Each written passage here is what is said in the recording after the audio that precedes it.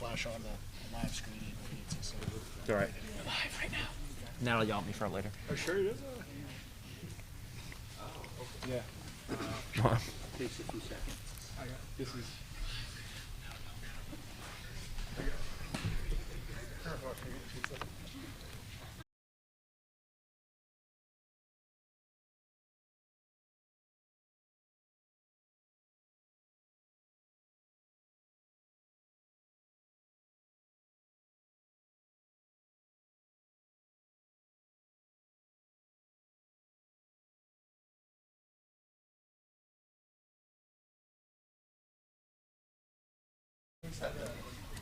It's gone. Fernando. The stream is gone. That's back. That's back.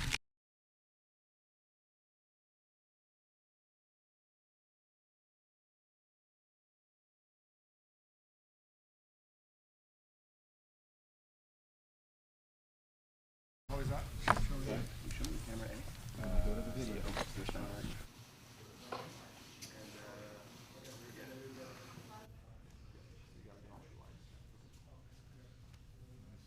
Eating a pizza. Perfect.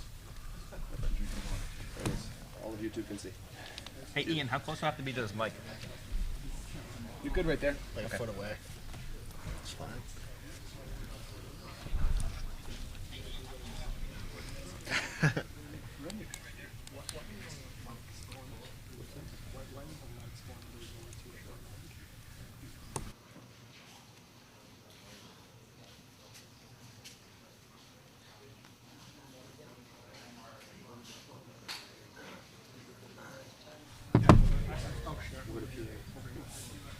So what cameras am I looking at? I'm just looking at this the whole time. Marley, listen to your mother. Gordon, tell her.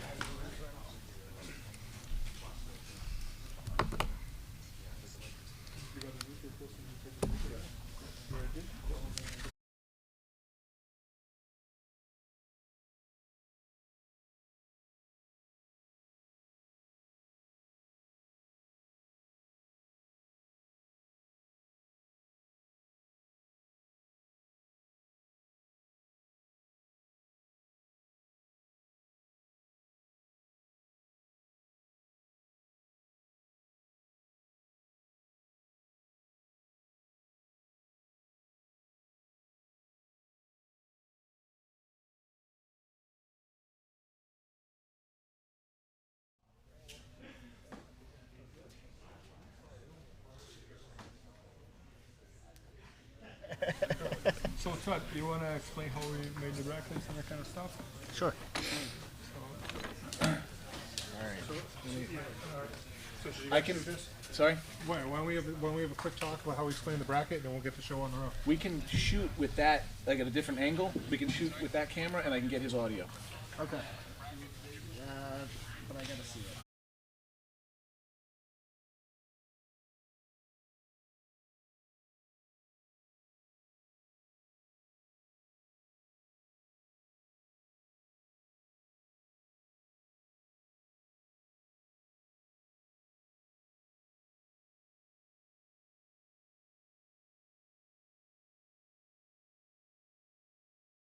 We just made the brackets not too long ago here. We first split by the teams, and then we put everybody in a paper, and then each person was picking one paper, so it's completely fair. And that was our goal with the tournament, was to make the EBI rules to make sure like it's super fair, and we almost like don't need the referee to judge who won. So that was our entire goal with the tournament. It's our first tournament, so we wanted to make sure the brackets was very fair as well. So we did completely by sort. How do I say that? It's kind of a blind draw. Yeah. So we took teammates, we put them in on different quadrants, and everything else was picked out of a hat. And we've got first match here, could be a main event anywhere. We got Pedro against Nick, so we're excited to get started. Yep. All right, guys. There you go. All right, guys. Thanks everybody for coming.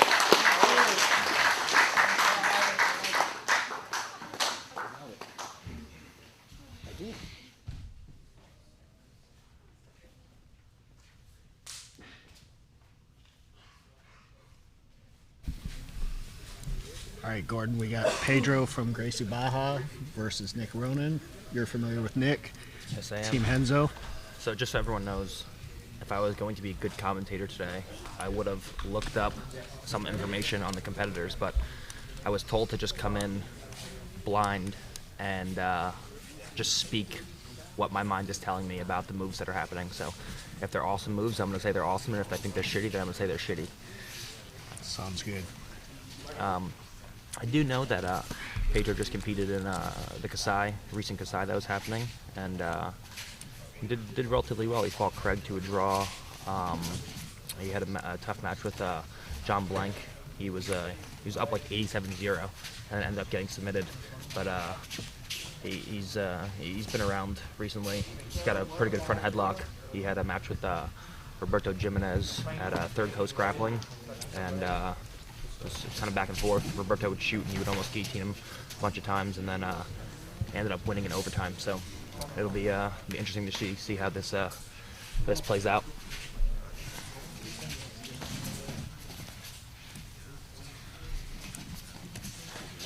And Nick is just coming back off 2 major knee injuries. He tore his meniscus. Yeah, tore his meniscus and then retore his meniscus. So he's just getting back to the competitions now.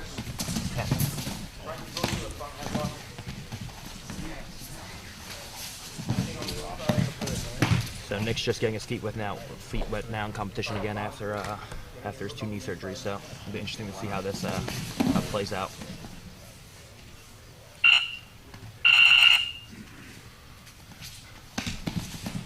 Pretty much as expected, Nick Ronan's going in and trying to get underneath him, and Pedro's just spastically jumping around, trying to land chest to chest past his guard.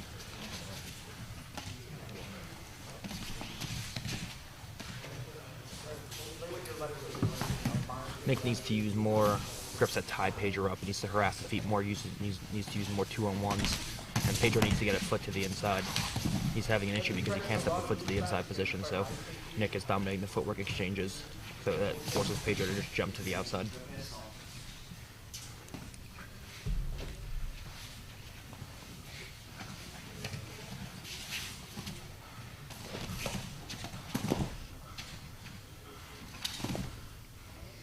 Alright, he's got a foot to the inside now, so that's a step forward for Pedro. Let's see what he does with it.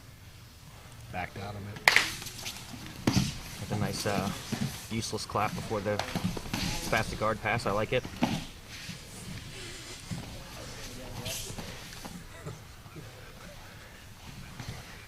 I've been known to use a couple useless claps in my day. Hey, I mean, it works sometimes. The first move Gary Tonin ever taught me was cover the eyes, step on the foot, and go for a takedown. So, Wise man, that Gary Tonin.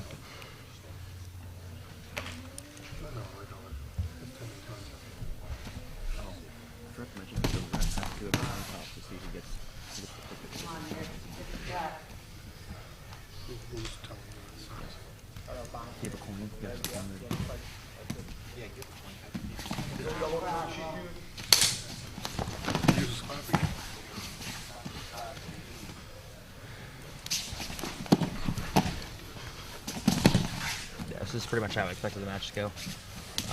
Nick trying to harass his feet and get him to engage. Pedro knows he's dangerous, so he won't actually engage, so he just jumps from side to side without any real direction.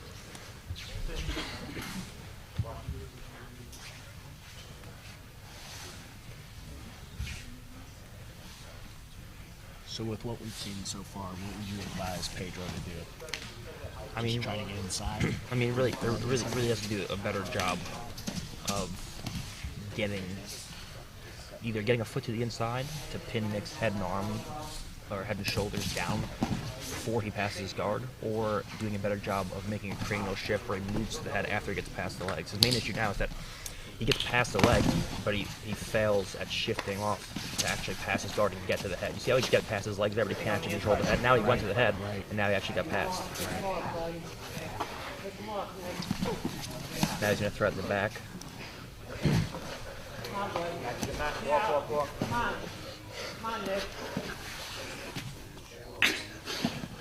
Nick's going to pull the hand down. He's gonna fight secondary hand. Now they're gonna roll out of bounds. I gotta stop it and see what the position is.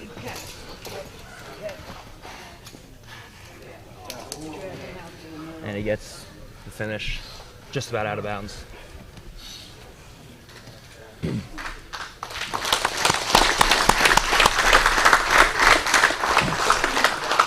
See, the second he made the cranial shift where he actually got past the legs and controlled the head is when he actually got past his guard and then forced the turtle from Nick.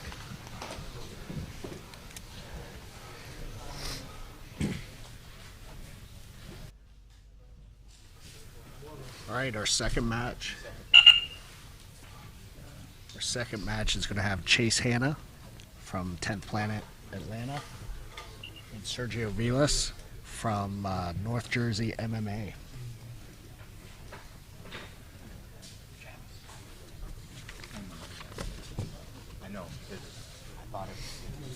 All right, one submission regulation. Let's look what the next one looks like.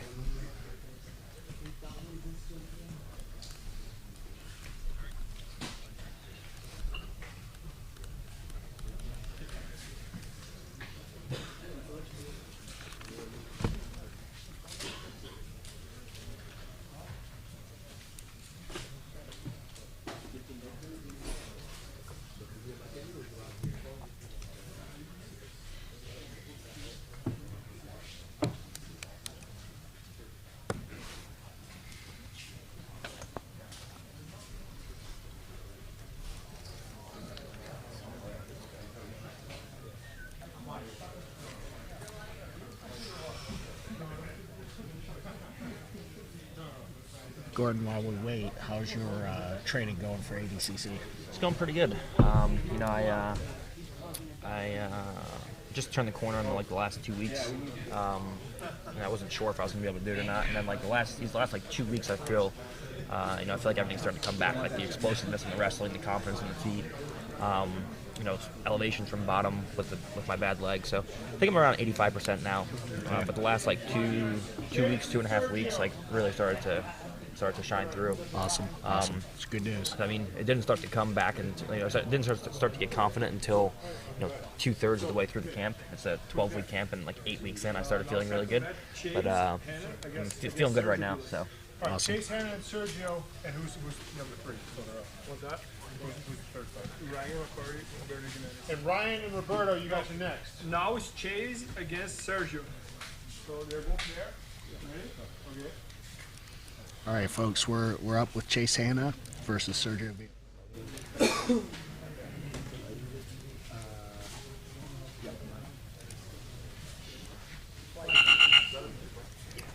All right, second match. Let's see if we get another submission and regulation here.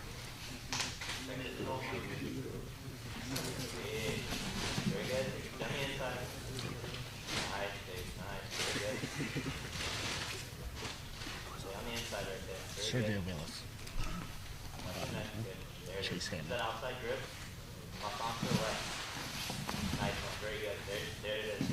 Chase doing a good job entering into the legs. Attacking outside heel hook. Sergio rolls out. See if he climbs to the back. Nicely done. Good job of trying to come up to the back, but couldn't quite get there. Enters in again. Beautiful back step by Chase Hanna. Let's see what he makes of it now. So he has a fully locked inside Senkaku. Let's see if he manages to expose the heel.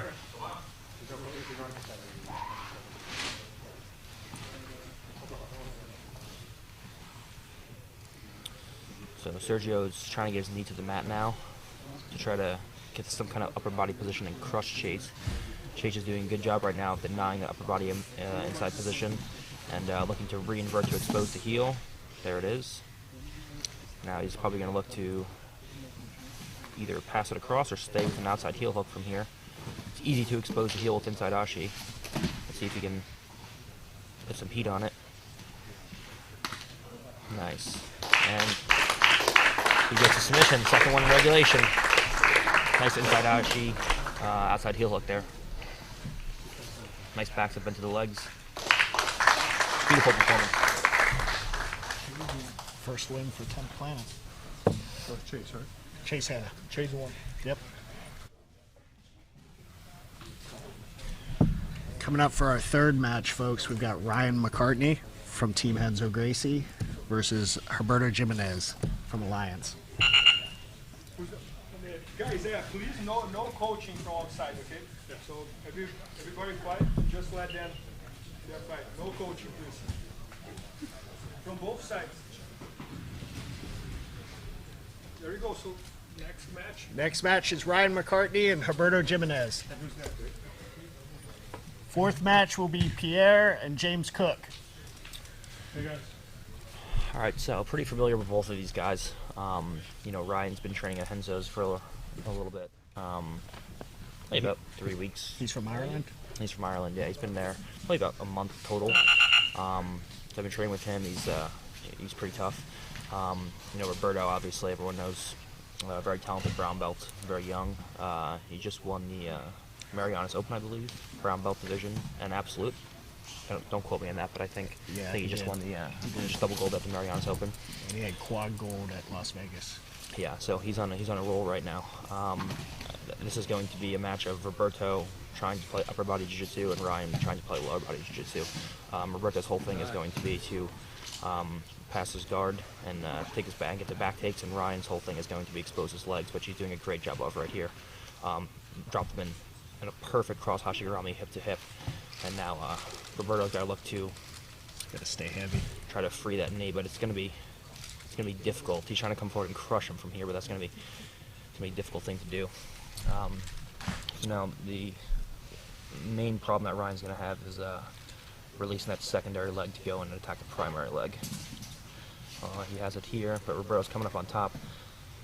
If Ryan keeps control of the secondary leg, there's no way that Roberto can crush him. But if he lets go of the secondary leg, then Roberto can always come up and start to tuck his primary leg, his left leg in this case, to his heel to his butt, and start to come up and try to get heavy into like kind of that, I guess, reverse leg drag pass you would call it. It's not really reverse leg drag, it's cross hashi, but it's known as a reverse leg drag. So let's see how Ryan plays it here. You know, Roberto's whole thing is to be patient and wait for Ryan to release the secondary leg, look to attack his heel, and look to spin out. And Ryan's whole goal from here is to most likely going to be to pass Roberto's leg across to the opposite side. So he has Roberto's secondary leg, his right leg in this case, on the opposite side of Ryan's body, and he can freely attack the primary leg while the secondary leg is trapped.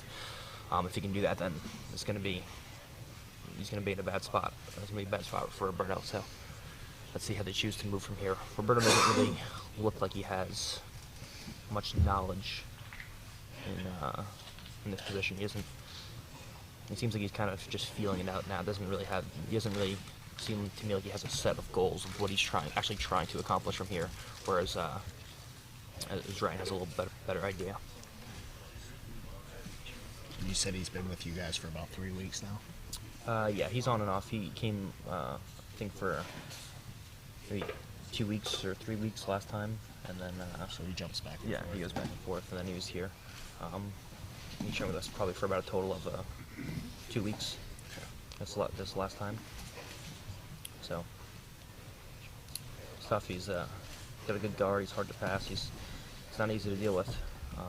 But you know, Roberto has a significant size advantage, and he's doing well from this position. See, you can see now Ryan's knee is off the floor. Because Ryan's right knee is off the floor, the chance of him getting crushed if he does let go of the secondary leg become much higher. So Ryan's thing right now should be to point his right knee at Roberto's heart. So he should, right now he's on his left hip, he should scoot out to his right hip instead. How in danger is Roberto right now? Well, right now his legs are crossed, but if Ryan actually gets a bite in the heel, you know, he's in the worst leg locking position that you can be in with a fully locked inverted. So it's tough to deal with. But as long as he doesn't have an actual grip on the heel, he's in a bad position, but he's not in danger of getting finished. It's like if, for example, if Roberto was mounted, but he still had his hands inside. He's not in immediate danger, but he's not in a good spot. Right. Ryan's problem that he keeps running into is when he does get a grip on the heel, Roberto comes forward and fights the hand. Nice job. Ryan McCartney is your winner. Beautiful display by Ryan.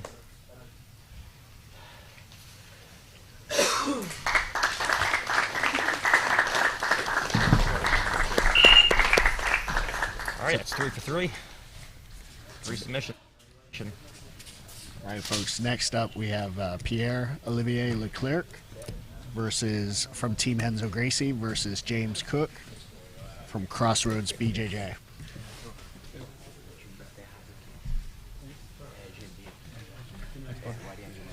Nice shot, beautiful. Yep. Let's focus next time. That's perfect. Yeah. Next time, if we can, let's focus on passing the secondary like across the body. I know. I was afraid. No, that's okay. That's fine. Those were beautiful.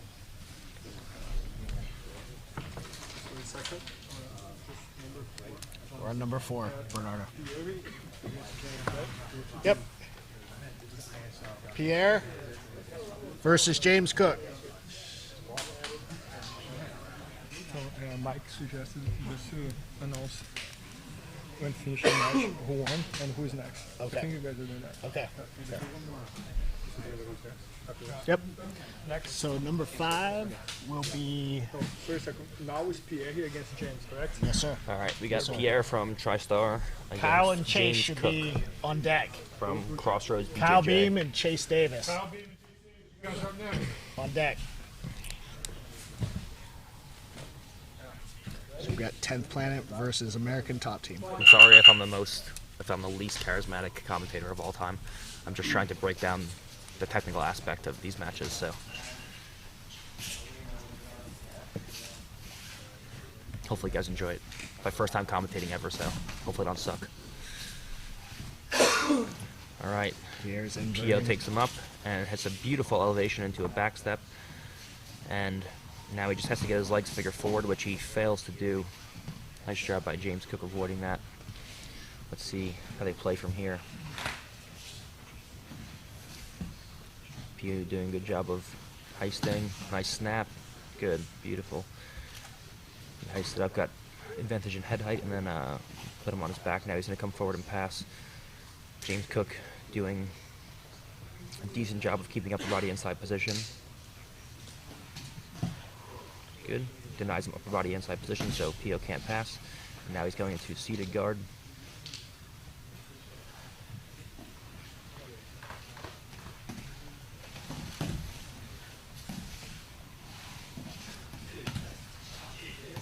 Nice pass by Pio. You see how he got past his head and legs and actually controlled his head? That's what is determining how you actually pass someone's guard. And there's so many times you see someone get past somebody's legs but don't actually control their head at all. And they just regard.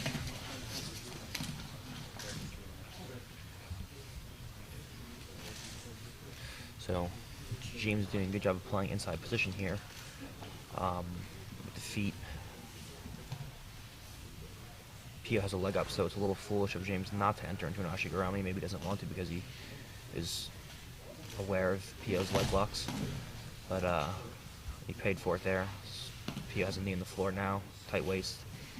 Controls the head. He's very close to a pass, and he gets caught in half guard. Staying heavy on that underhook. Yeah, James has to look to take position change. James doing a good job of keeping his legs inside. He's just not really doing a good job of posing any threat. If we think about the sport in terms of offensive and defensive cycles, okay, here we go. You know, you can't just purely be on defensive cycles. You have to get your opponent out of offensive cycles so you can go into your own attacks. James is just until right now has been pretty much defensive, whereas Pio's been pretty much purely offensive. So, you know, the way that James is going to slow Pio down is to actually go in and go for attacks. But Pio's just relentless with these passes. Very good passing. All right, now James has to take everything back inside. Pio has to keep everything inside to start to expose limbs. And he takes his hands back in, good. James is doing a good job of getting his arms back inside. And Pio's still controlling the head. He's got to clear that collar tie. And he does, and now he reguards. Beautiful. Nice back step, beautiful back step by Pio. See if he can capitalize on it this time. Last time he lost it, but this time he has a full figure four. He has him set down to the hip. Everything looks perfect here. He's got a good bite in the leg. let's see if he can. So what does James need to do at this point? So James needs to look to free his secondary leg, his right leg in this case. And when PO goes to attack his heel, James has to roll towards us, as he's doing right now. And now his knee's free. Beautiful escape by James.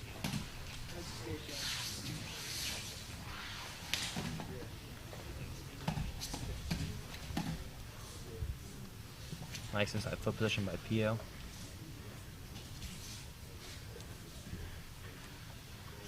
Good wrist control. Every time you see PO go to control that wrist, his Kimura's there. Nice hip switch, beautiful. And beautiful goes back into the legs. That was beautiful. And James goes for a heel hook of his own and switches to a knee bar. And PO puts a leg in, looks like his knee's a little bit too far out, and now PO's back on top. Nice exchange, both ways.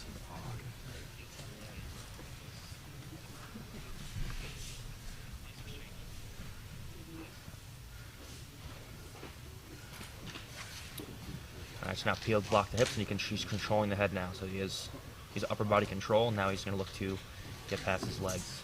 If he does get past his legs, now James has a choice. He can turtle and expose his back with hopes of reguarding, or he can accept the bottom pin and go into bottom side control and then recover later from there. So we'll see what he looks to do. And looks like he's... Is he working a choke here? Yeah, it looks like he's going to concede bottom position, which is smart because now he's going to turtle. And now he's got beginnings of a darce. And he's got his hands not quite locked. Good. Nice exchange by both men. I'm impressed with James's escapes. Yeah, he's doing a really good job getting back to inside position. His PO's passing is just a little bit, beautiful step over by PO. PO's passing is just a little bit too much to deal with at some points, but he does a really good job of not giving up inside position and getting limbs exposed for submissions when he actually does get past. But it is an exhausting game, getting past and past and past and getting attacked the whole time. He needs more offense.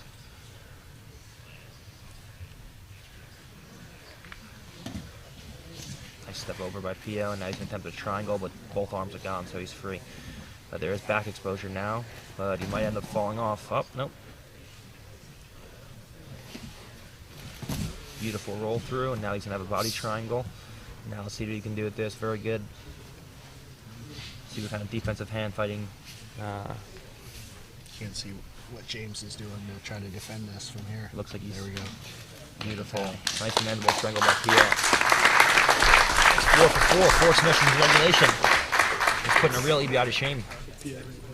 Yep. So, Pierre, PO from TriStar takes home his first win against James Cook. And now we have, this is the next. We're in the quarterfinals. Now we have Kyle and Chase Davis. Number 5, who's number 5? Kyle against Chase. all right. Kyle Beam, Got 10th Kyle Planet Bohm versus versus Chase Davis. Chase Davis, American top team.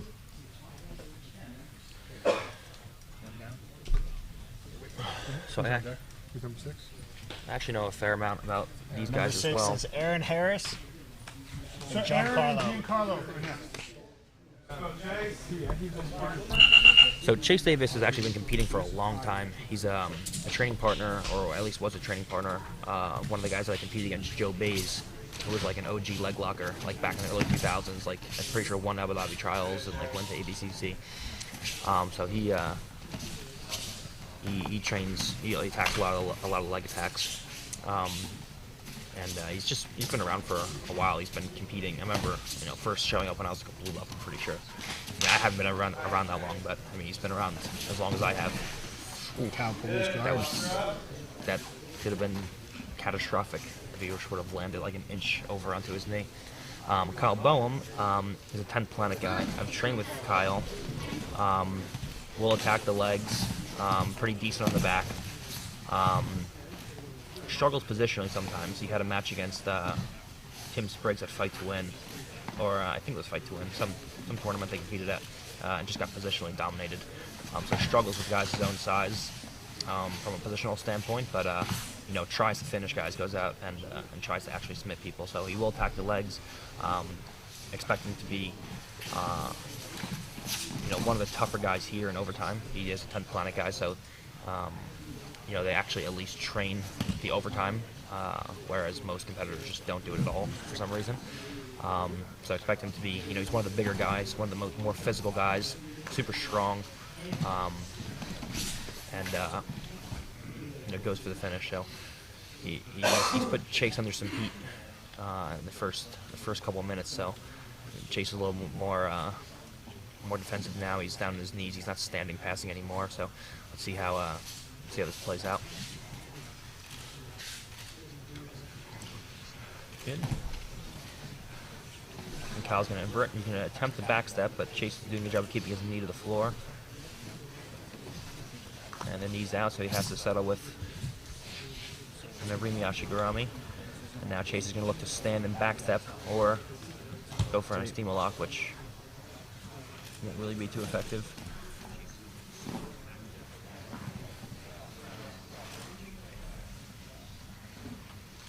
His knee's free now.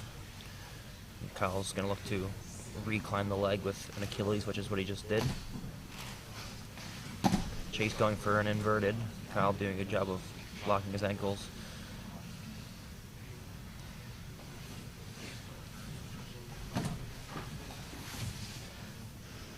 And switch of position top to bottom. See how Kyle plays from top. Does he choose to sit back into the legs? Looks like he's trying. Looks like yes. Or does he choose to go in and try to pass?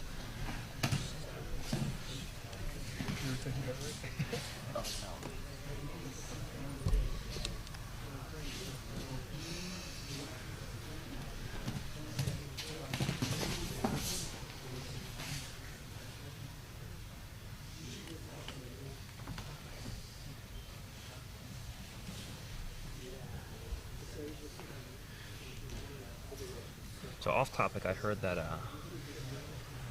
Tom's been training really hard lately, and you're going to give him his black belt soon. Is that true? Who? Tom DeBlas.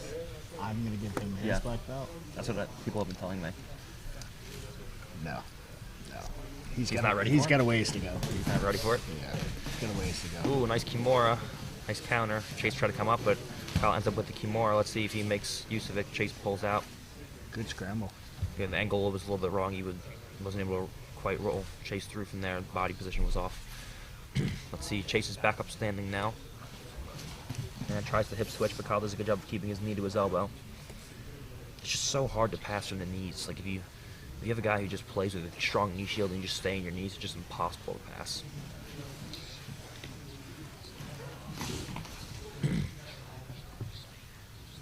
But it is also harder for the person on bottom to get underneath you and attack your legs. So there's that. Now he's up again. He realized that staying on the knees was difficult to fight, but Kyle's just doing such a good job of inverting, and now he has a full cross-hashi bite, and he's in there pretty deep. But the leg's straight now, so his knee's going to start to come free. And now he has an inside Ashigurami, and he's going to try to expose an outside heel hook. And Chase's knee is almost free. Let's see what he makes of it, and Kyle does a good job of getting ready to switch legs. So he goes to he's going to go to the secondary leg if Chase pulls his primary leg out, which is his right leg in this case, and there it is. He pulls the leg out, and Kyle switches to the opposite leg, and then elevates and tries to go for a lift in the cross-hashi, but Chase high legs out. Good exchange.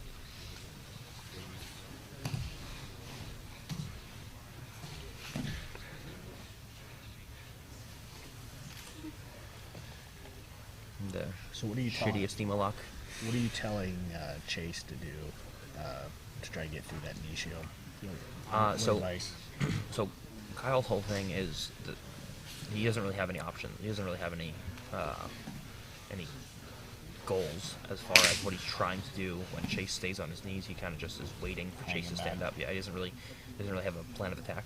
But when Chase stands up, he goes into inversions. Okay. So my big advice to Chase would be the second that Kyle goes to invert, whenever you see the foot come above the level of the knee, so the foot raising higher than the knee, to just push the feet to the floor and start to stack Kyle to put his 2 feet to the floor above his head and put him into a stack position. I feel like I've seen you do that to Keenan. Yeah, yeah. Keenan always plays with high legs, so you put him in very compromising stack positions, and it makes people exhausted. And it gives you opportunities to go into leg locks, the back attacks, the guard passes, whatever you really want in there. So, the best way to deal with inverters is always pin legs down.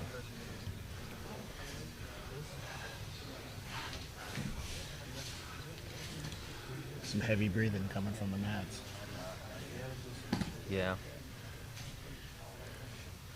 One disadvantage big guys have is they get tired trying to hold on and keep pace with these little guys and feeding all those muscles for multiple matches. When, you know, someone's carrying an extra 50 pounds for 5-6 matches, it makes a big difference. Yeah, I wouldn't know.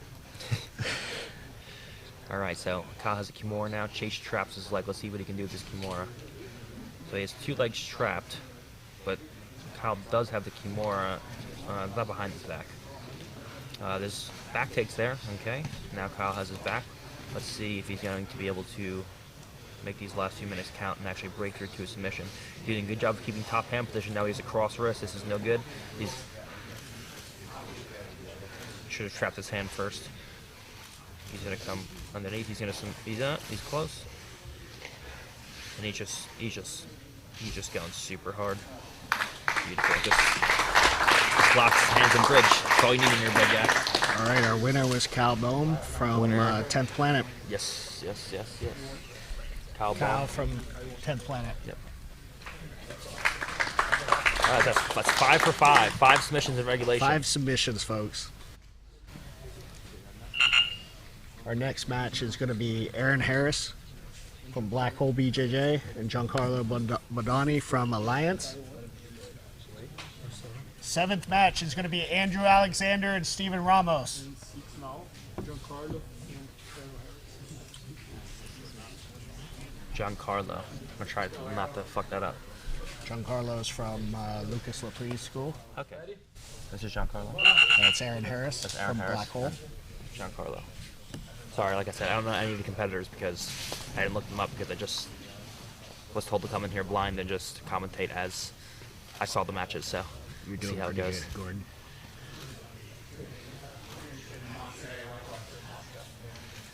And it's funny because actually the worst thing for me is like when commentators don't know anything about the athletes, which is just me exactly right now. All right, we have a heel hook attempt, but we have head control. It's going to be difficult when he's standing to actually get a bite on this outside heel hook. Top guy is Giancarlo. Okay. Bottom guy is Aaron Harris. So let's see what Aaron Harris's guard play is like, though. Giancarlo is doing a Very good job heavy. he's doing a good job of getting the upper body inside position. All right, he has a crossface underhook. Now let's look for him to get the lower body inside position and pommel that right leg into the butterfly hook. He dominates the upper body inside position. If he can dominate the lower body inside position by pommeling that butterfly hook in, he'll have both control of the upper body and lower body inside position, and the pass should be pretty easy. So let's see what he does from here.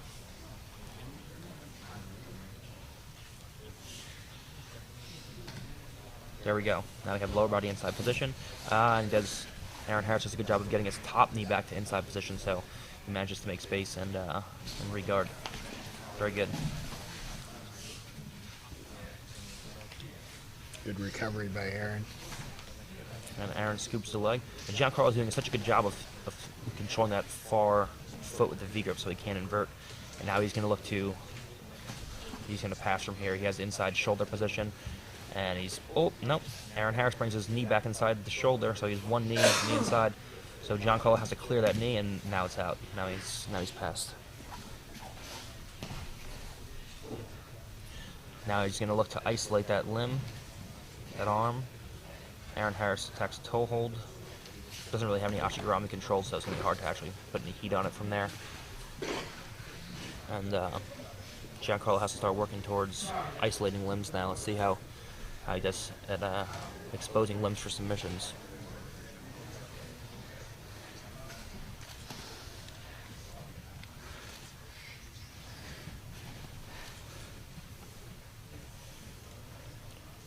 Aaron Harris doing a decent job of not getting his left arm exposed for underhooks. And Giancarlo is doing a good job of walking that elbow up. and picking that elbow so he can start to expose a true underhook in the head and arm. And Aaron Harris does a good job of trying to invert and then bringing a knee inside. He's got one knee back to the inside, and he's got his legs back in. Very good. Very nice recovery, Aaron Harris.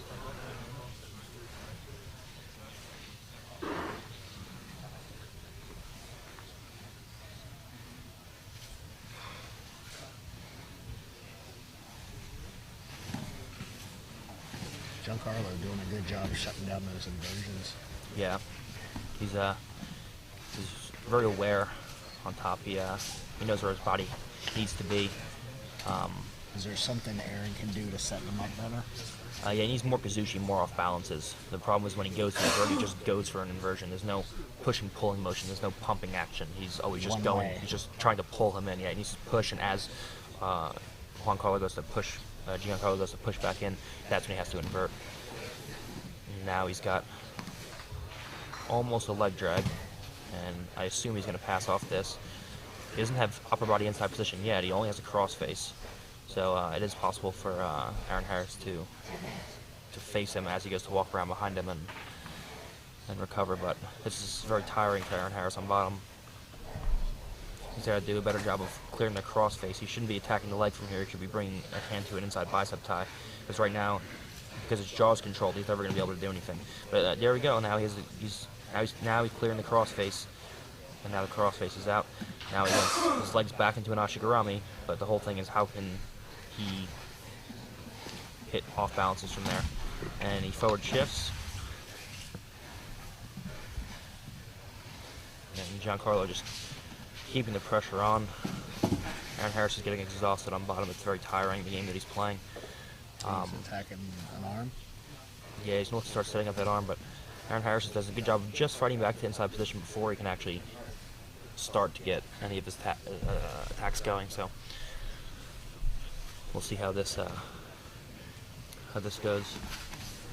People don't understand, like, in submission-only tournaments, when someone's just on bottom and they don't want to get submitted, it's fucking hard to submit somebody. Like, it's much different than a tournament where you pass someone's guard and they have to turtle, create motion to not get scored on. But when someone just accepts a pass, it just turtles up and doesn't do anything, it's hard to submit people, man. That's an art in itself, is exposing a limb from the body to be able to submit someone. And you see this here. You see, Giancarlo is essentially dominating the match, but just can't find a way to isolate any of his limbs to actually break through and get to a win.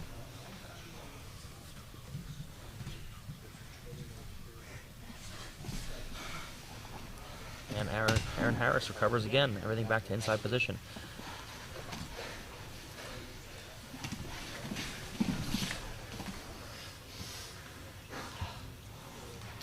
Aaron Harris is reaching too much. You see, he goes to reach for the upper body, and that allows Giancarlo to get very close to his upper body.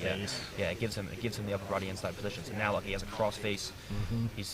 Aaron Harris is too extended. So every time he extends himself towards him, he just locks up a cross face underhook, and then he's working twice as hard to actually get out of here. But they both have inside position. You see, Aaron was able to escape because he had a butterfly hook with his lower body. So even though Giancarlo controlled the upper body inside position, Aaron Harris controlled the lower body inside position with that butterfly hook. So he managed to off balance him and actually get to an escape, and now enters into his legs. He's got a 50-50 here, and that's nice inverted heel hook. So we have Aaron Harris with a win over Giancarlo with an inverted heel hook, and Giancarlo was reluctant to tap because he was doing so well, but looks like he got broken. So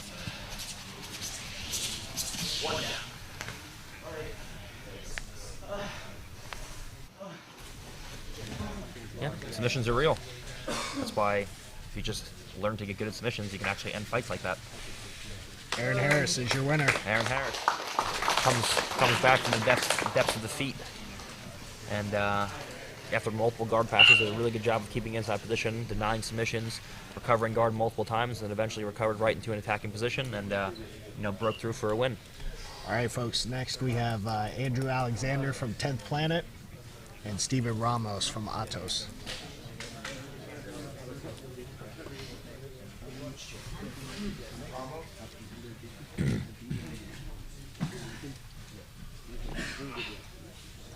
Andrew's all the way from Oregon.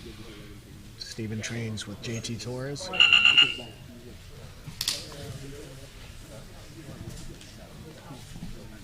So I don't really know too much about these guys. I know that Steven Ramos. Spinning Kasai. Yeah, he's competed at Kasai, I think, at least 2 times. I've watched him compete. He's pretty tough. I'm pretty sure he just won the extra prize money for hitting a Barado Plata at Kasai. They had like a $1,000 cash prize if someone was going to hit a Barado Plata. And I'm pretty sure he's the one that hit it. I could be wrong, but I'm pretty sure that's what happened. Andrew Alexander, I don't really know too much about him. Let's see how it plays out. I assume Andrew Alexander's from 10th Planet, it looks like. Yep. Yeah. Andrew Alexander's from 10th Planet, so I expect to see a 10th Planet-esque game and some leg attacks from him. And I look to see a real heavy positional game from Steven Ramos. That's how all the Atos guys are, especially JT. He comes in, he's very heavy on top, very hard to off balance, and positionally sound. So let's see if he can actually get past. And if he gets past, let's see how he does it actually isolating limbs for submissions.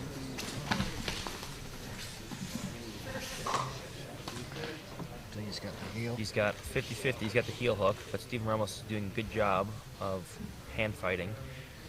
It seems that he knows that if Andrew Alexander can extend his body, he's going to finish him. So he's doing a good job of keeping that distance close between them. But now Andrew Alexander has his knee down to the floor, and the extension happened, then it's finished. So we have Andrew Alexander coming out with an impressive win over Steven Ramos. All submissions so far, folks. All submissions. And we did 7 fights so far, right? Yep. All regulation finishes. So shaping up to be a good tournament here.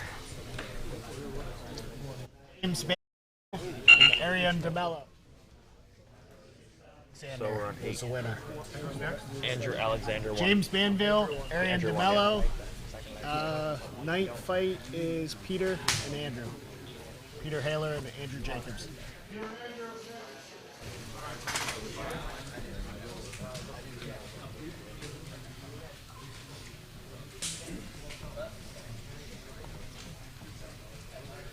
Ready? So Arian and Gracie Baja.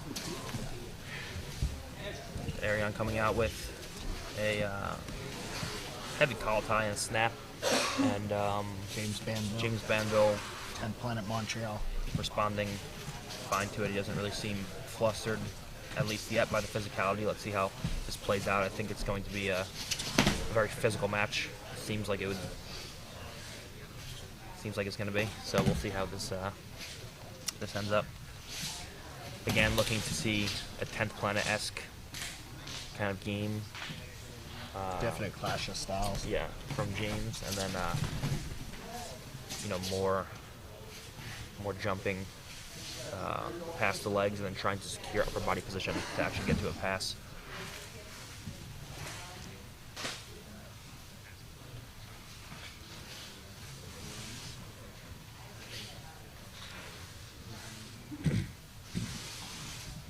It's like these pushes just don't make sense. Like, why like a push in the shoulder does nothing to actually progress the action. Like, just step into his guard and try to play jiu-jitsu. Like, this is just anti-jiu-jitsu right now. Like, you can't expect to pass anyone's guard if your feet are that far back. So this kind of like trying to surprise the guy.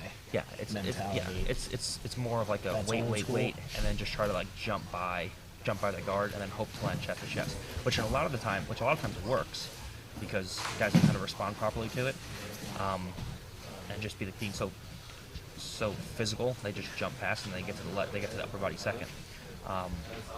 So it does work. It's just like there's no real artistry. Kind of to low it. percentage, Yeah. lower percentage. Yeah, like if the person just knows how to keep their knees and elbows connected, you're never going to pass anybody's guard with that.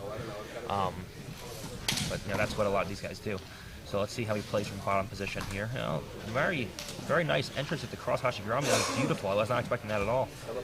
So let's see how he does with the actual finishing mechanics. Very versatile. I came out, I saw a very physical match. I expected him to just only accept top position and play from there, but he did a good job of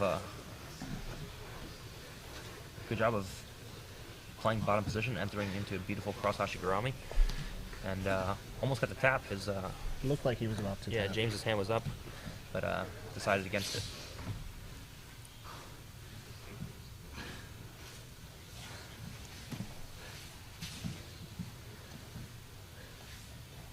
I didn't expect Arian to be attacking the legs. Not at all. I'm impressed, and he lost the leg, and now he's going to get back to top position. So close, but no cigar.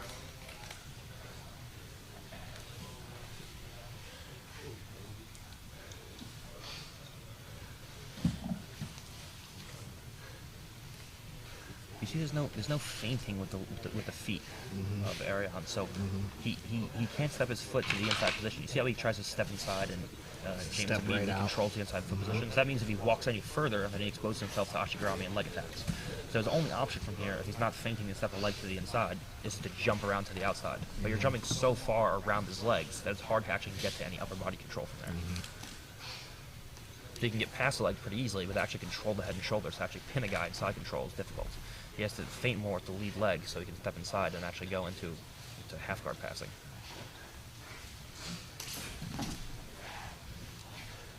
And you see it over and over again. He gets past the legs, no problem. At what point would there be passivity or a kind of stalling call made? I mean, pretty soon. I mean, he's inverted and hopping towards them. Like, you know, Arian should just be pinning his legs to the floor and passing his guard and taking his back from here. I mean, it's not rocket science. Just pin his legs to the floor, put a shin behind his hamstring, and pass his guard. I mean, it's...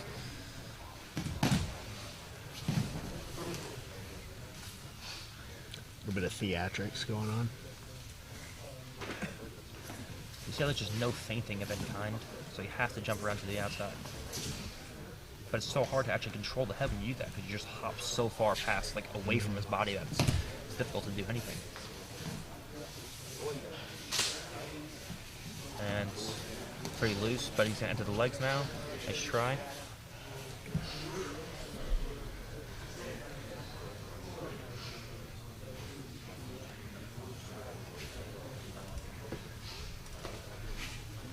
And pushing the shoulders. Again, just pushes just don't do anything. If you want to put his back on the floor, just lift his ankles.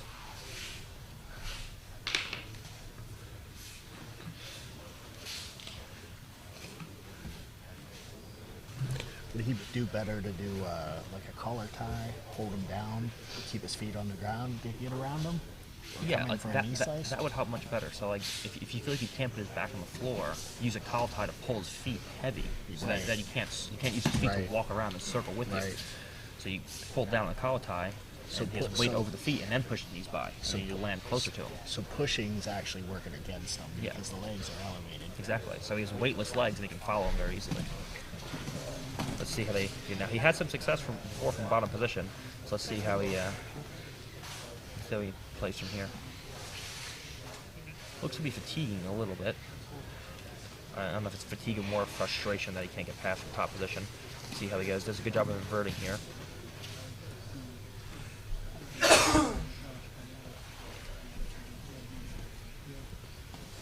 So you see, James is actually willing to engage, but he also can't get to the inside foot position a lot of times. So he goes to step inside, but you see how Arian keeps getting his feet to the inside? Right. He actually does engage, so there's more action happening. But the issue is that when he engages, he just gets attacked the whole time.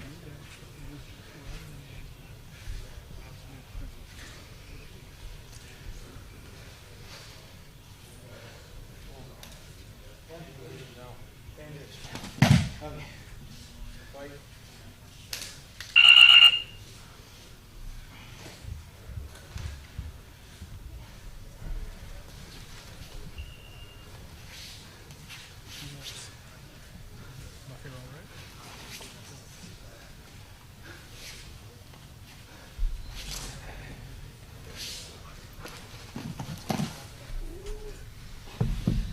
So he's attacking the arm again. He's going to go into the legs.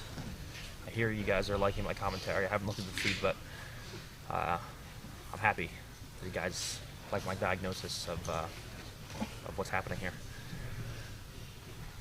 It's hard to commentate. I'm too busy listening to you.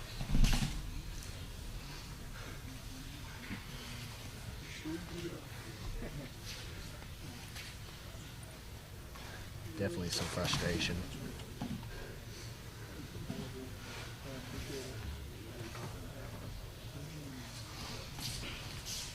You see when he does get his feet moving, he actually does get past the legs very easily. Right. The problem is he just stands in one spot for long amounts of time, so you just have these long periods of inaction where it's just grip fighting, pushing in the shoulders, breaking grips, and then he'll do like one jump past the guard, and then he won't get anywhere near controlling the head. Whereas if he just feinted a little bit more, if he, for example, feinted to jump past the legs, then stepped the leg to the inside, he could actually force a half guard and get upper body position and start crushing him from here. But here, he should just be he'd just be putting his feet on the floor and pinning his legs. So many back attacks and good guard passes and even hacks in the limbs from there.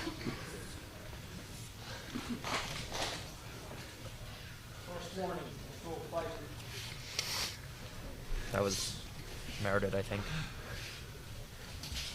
Definitely some passivity from the guy, from Arian. How many warnings till there's time added? So he gives a few warnings. It's up to the ref's discretion. Action, and then first actual penalty, he'll say first penalty. Okay. And then there's this, the way we did it was 3 penalties. Each penalty gives you 30 seconds extra on your escape time.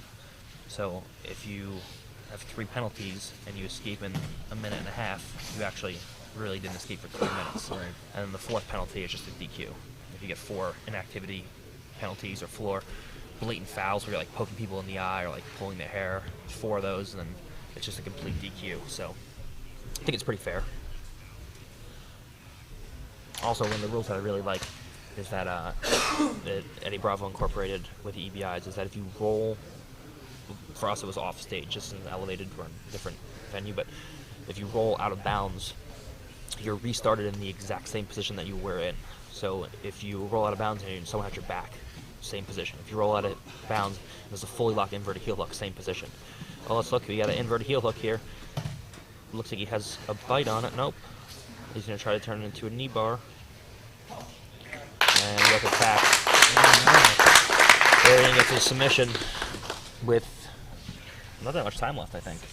16 seconds left. So you got Arian DeMello pressing over James Banville. Arian won. So what I was saying is they do a really good job of, I think it's really good that they restart you in the same position. Some tournaments, you can be in a fully locked triangle and just happen to go out of bounds, and they just give you 2 points and restart you standing in the middle. It's like the fight was over. Like, you should be restarted in the same position. I know it's hard to recreate positions, but it's way better than just We have Peter Haler and Andrew Jacobs. And just completely dismissing it and starting you standing. Like, if I have a fully locked rear naked and then we go out of bounds for some reason, I shouldn't just get 2 points when we should start standing. Like, you should, look at tape and see what nice shot, and he moves to the body, gets behind him. Nice misdirection on that double leg. Peter working for back control. Andrew turtled up. Who is this? Peter Haler and Andrew Jacobs. Peter's on top right now. Okay. Taylor and Andrew Jacobs. So now Andrew's on top? Yep. Okay. And he's gonna come out. Peter's on top now? Yes, sir. Okay. Peter Hiller on top, Andrew Jacobs on bottom. Good Again, sweep. don't know much about these guys, but there's some action going on right now. So let's see how long they can keep this up for.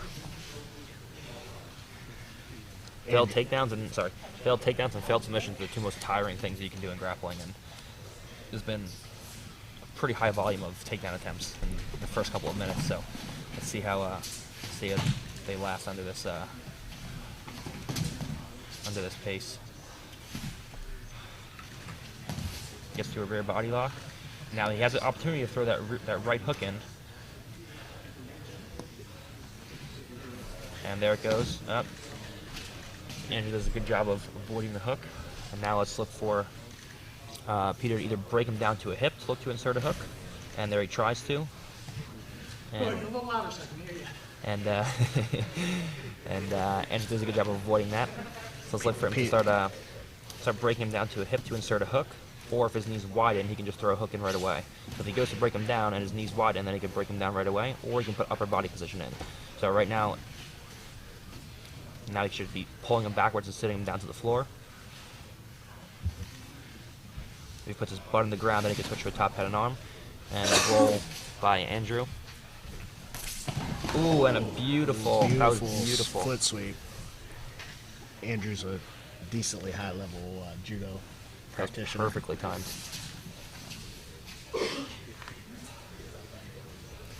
We did have a moment when the fourth wall got broken as Peter looked to Gordon for some advice a few moments ago. Dude. Nice. Roll him through.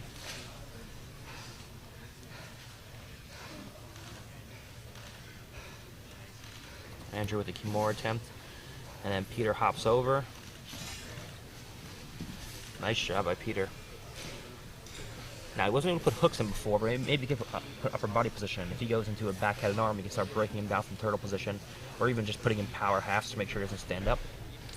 Andrew was doing a good job of standing completely up and sitting out. If Peter puts in a power half, he won't be able to do any of that.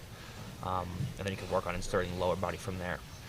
He's had pretty much no success inserting the lower body, but if he starts to look to put the upper body in place and start to maybe attack his neck, he can get some kind of forward progression from here.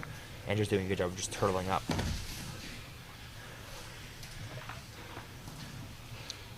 So you see, every time he goes to throw a hook in, Andrew's arms come down. If he went to start attacking a strangle, or even put a back head and arm in, so there's a threat of a strangle, Andrew's hands would have to monitor his hands, because if he doesn't, he's just going to get strangled. And when the hands come up to monitor the hands, then Andrew has no ability to connect his knees and his elbows, and that makes hooks very easy to come in.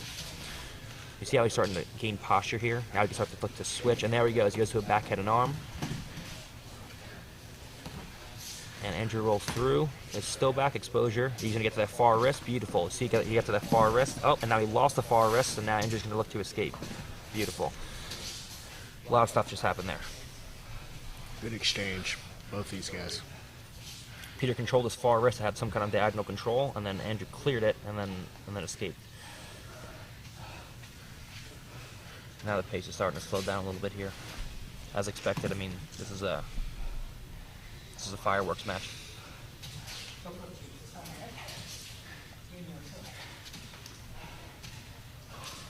Look for another one of those takedowns from Andrew. Oh, he sits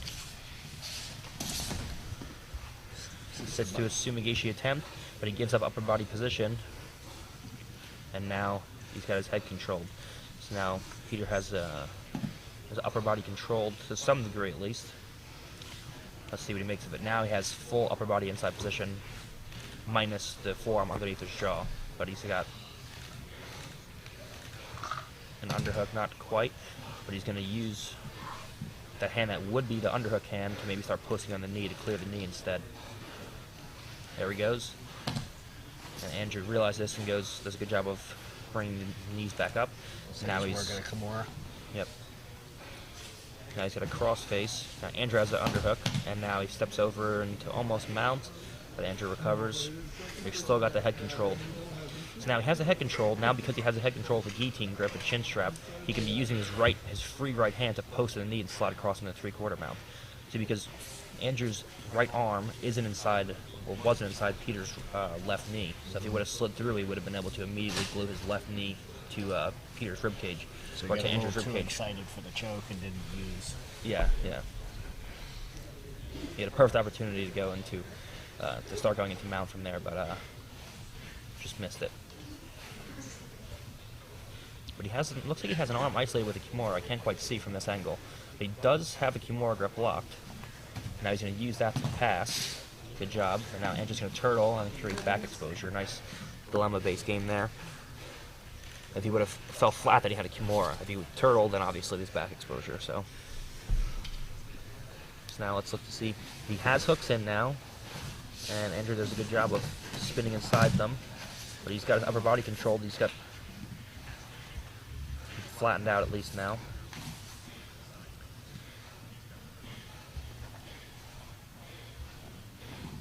Let's go for that arm again. Got a Kimura again. Andrew gives a big bridge and manages to get out.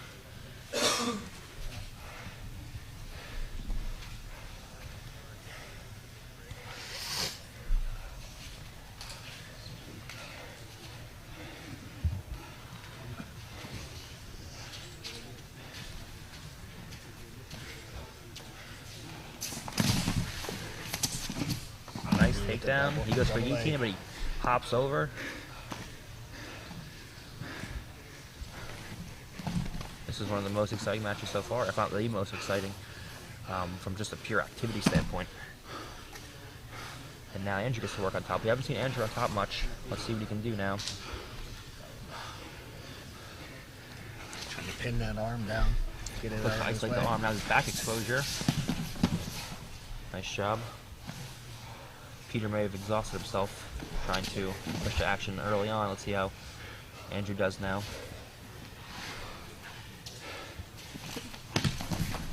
But now his head's higher and now he's up.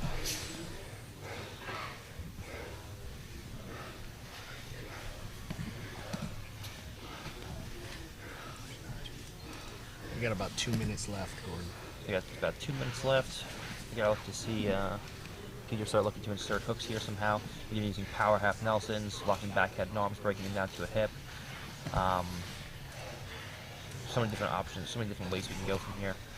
So that we have one hook in now. Now power half will probably be best. And if he uses the power half, he'll break him down to a hip at some point. If he stays here, if Andrew chooses the 4-point, he can, now he's underneath the neck, but he's looking to clear the hooks. And he's got it underneath the neck.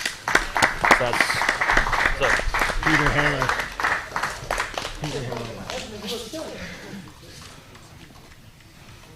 I mean, it hasn't rang, but I'll turn it down. Turn it down. Peter Haller. This hasn't been ringing at all. Probably Todd.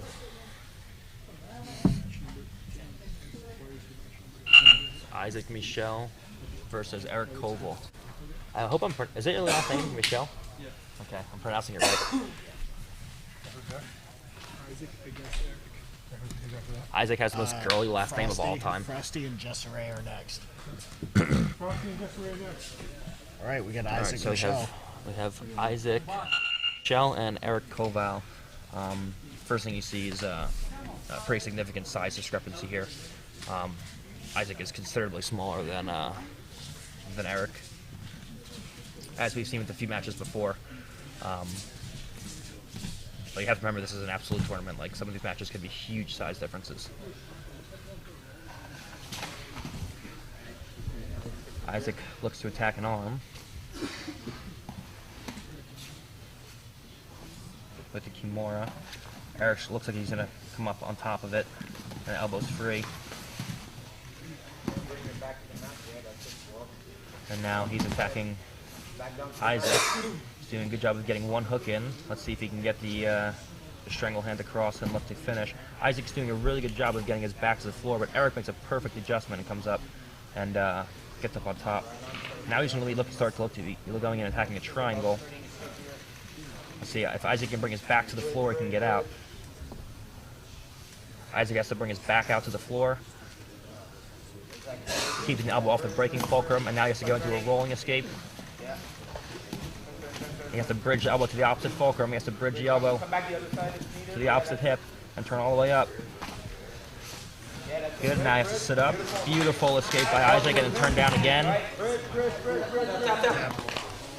And he gets finished with a Jiu. Beautiful attempted escape and very nice finish by Eric Koval. Eric Koval from Bernardo Faria School.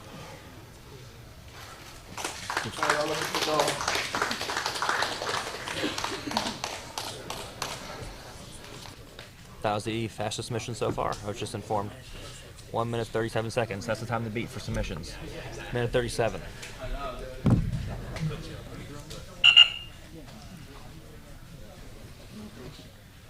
All right, next we have Quentin Frosty Leahy versus Jessere Childre.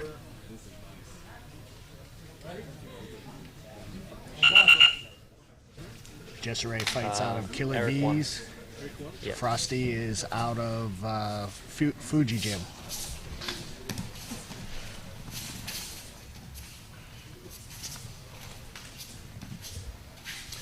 All right, so now we have Jessere and we have Frosty. So I know both of these men pretty well. You know, Frosty I've trained with a variety of times, both at Bernardo School and at Henzo's. He's made a few trips down to Henzo's.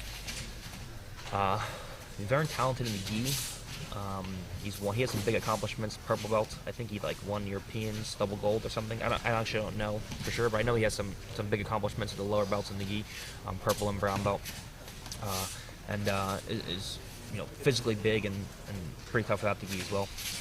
Jessere has been around for a pretty long time. I actually competed against Jessere in an absolute tournament down at it was a Zapatero Invitational Absolute. The crown you all see me wearing, the one with the open top, is actually the prize that I got for winning, well, along with money obviously, was the prize that I got for winning that tournament. So actually that crown that I got, I didn't buy it. It was given to me when I won that. Fun fact.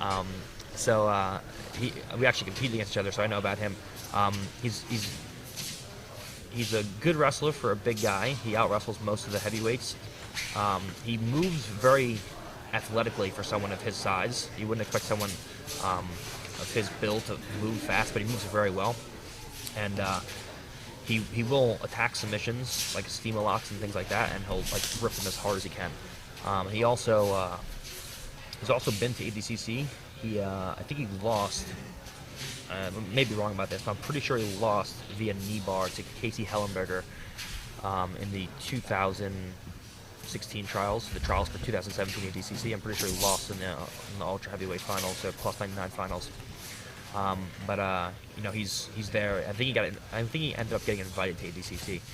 So I'm almost positive he's an ADCC vet.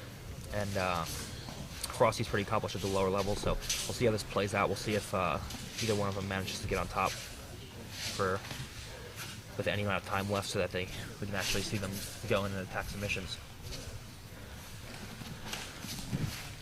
The big thing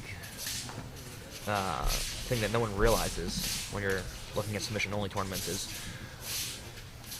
it's not in your best interest to wrestle for long amounts of time. When you're in a submission-only tournament, your whole goal is to spend as much time as possible in positions that will lead to submissions. And wrestling on your feet is not one of those positions. You want to spend as much time possible actually attacking finishes as you can. So that's why it's best, if you feel like nothing's happening in submission-only tournaments, just to sit to guard eventually if nothing's really happening. I don't want to spend 5 minutes in a position where I can never actually submit anybody, and then I only have 5 minutes left to work.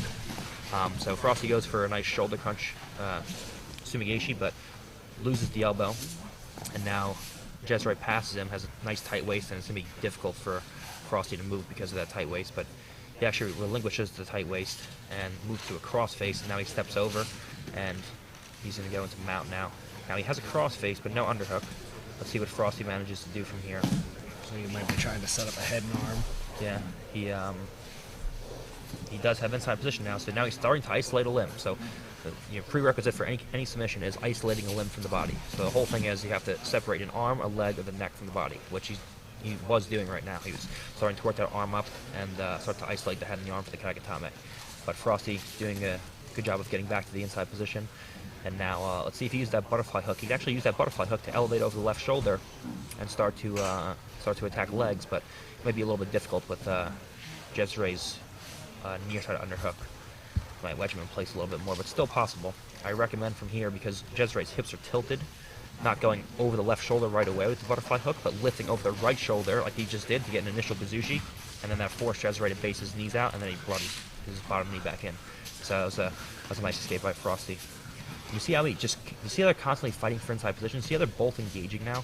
So Jessere walks in and he actively tries to fight his feet to the inside. So he's actually pommeling his feet as he goes to engage his guard. And Frosty was doing the same thing, and then Frosty just lost the battle for the pommel. And Jezreel forced a half guard, and now he's going to flatten him out. This is So you got not that comfortable. head and arm pressure. Yeah, he had the arm across the Across chest. his face. Yeah. Now he has now he's a figure 4 back head and arm. So he can move into a seated head and arm now. So if Jezreel slides his knee up, oh, he lost it. If he was to slide his knee up, he would have a seated back head and arm, which is the best kind of back head and arm, because then you have weightless legs to attack your partner. So that would have been no good. But he gave it up, and now he's going back to the Kagatame. The thing is, I think he didn't want to risk going for a back take and ending up on bottom position. So I think he's just going to settle with going in and trying to isolate this arm. Now what he should be doing is posting his left hand on the floor, and every time he goes to walk his fingers up, moving his head across the center line. So you see how it's hard to isolate Frosty's elbow above his shoulder?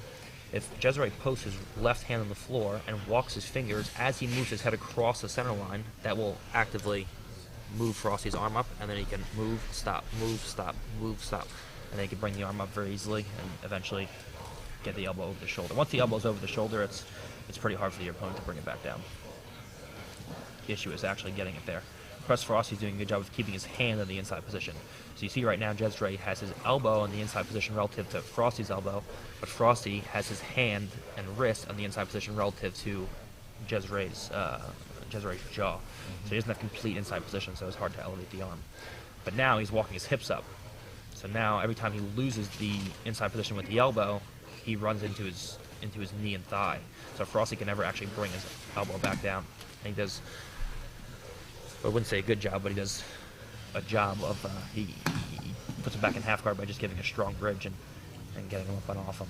But that's not very efficient, and he's already exhausted, so. It's a big guy he's moving. Yes, it is. He's got to elevate. So he should be posting the tricep. He's allowing Jezreel to put a full crossface, and he's not hiding his jaw at all. So whenever Jezreel goes to lock in that crossface, he already has his head controlled. And he keeps attacking the same side arm, so Frosty's right arm has got to be getting exhausted. And now he's got the elbow up and over the shoulder, and now he's reinforcing it with his right leg. Right. So even if Frosty gives a strong bridge and he manages to clear the elbow to get his elbow back to the inside position relative to Jezreel's elbow, he's still going to run into his legs. Right. So Jezreel can just reset his hands. But again, a big bridge, and he's back in half guard. This one might be the first one we see they go to overtime.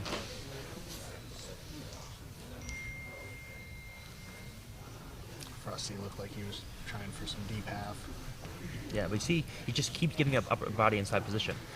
Every time he goes to start any offense, he just immediately gets cross-faced and flattened out.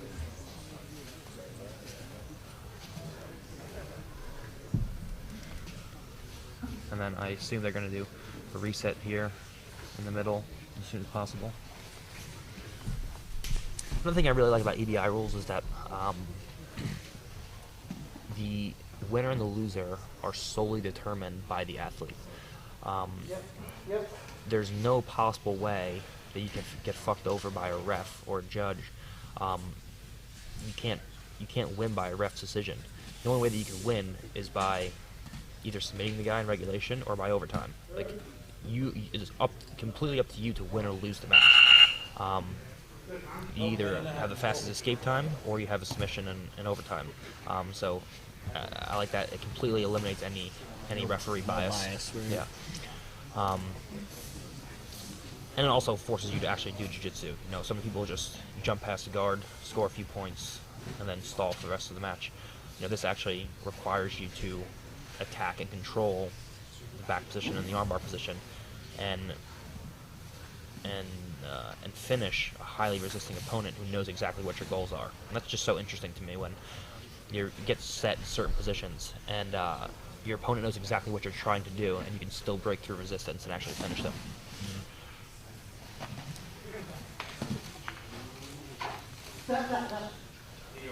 And he gets an Achilles. So Frosty went for a heel hook and got countered with an Achilles. There's such an art to attacking your opponent's legs while hiding your legs. If you look at a lot of the lower level guys that are first starting to try to learn leg locks, you see so many people going in and start to attack leg locks and then leaving their own feet there, and they just end up getting counter leg locked and they get finished. So you have Cesare Kildre, I think is how you pronounce his last name. Nope. Gets the win over Frosty and advances. No, we had that. That was 11, so we have 12. So so we have Adrian DeMello versus Cody Steele now. So we have Arian DeMello and Cody Steele coming up for our 12th I match. think.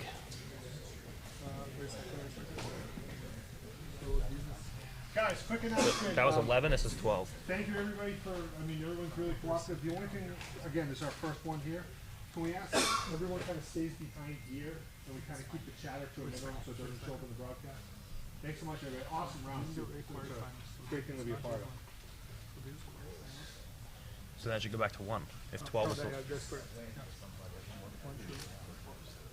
so it should go back up there, right?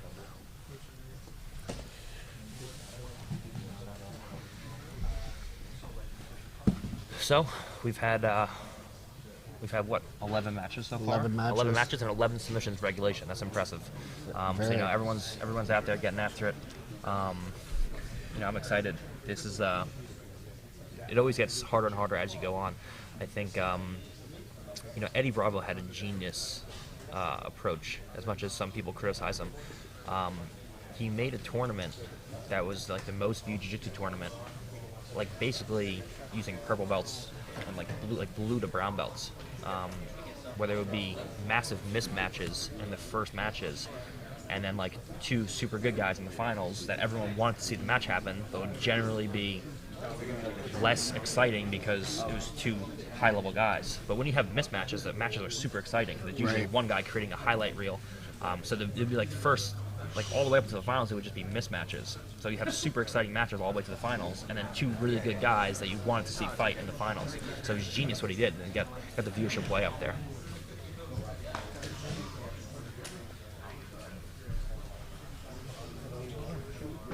Yeah, this has been exciting so far. Couldn't ask for a better showing by these guys. We've got, for folks at home, Rafael Lovato is here.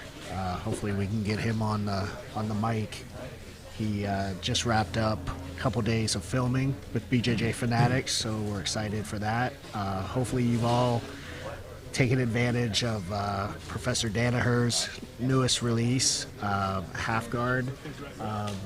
Any thoughts on John Danaher's Half Guard game? Why should someone go out and get this DVD? Oh, I mean, I've already talked about. Yes, sir. Yeah. No. Yep. Everything makes sense, right? Perfect. Okay. Quarterfinals?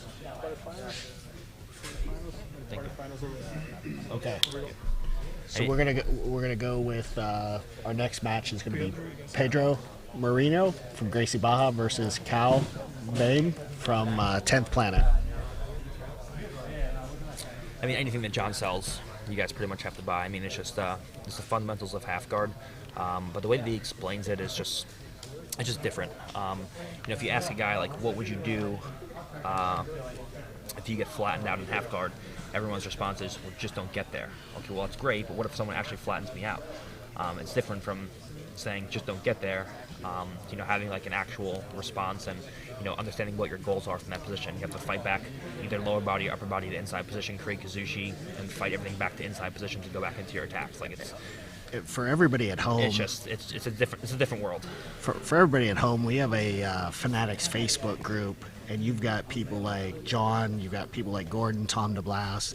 These guys are interacting with all of us, just all of us fans, and it was really interesting to see some commentary going on about John's release and see Gordon come in, chime in, and give his insight because he's benefiting from the teaching every day.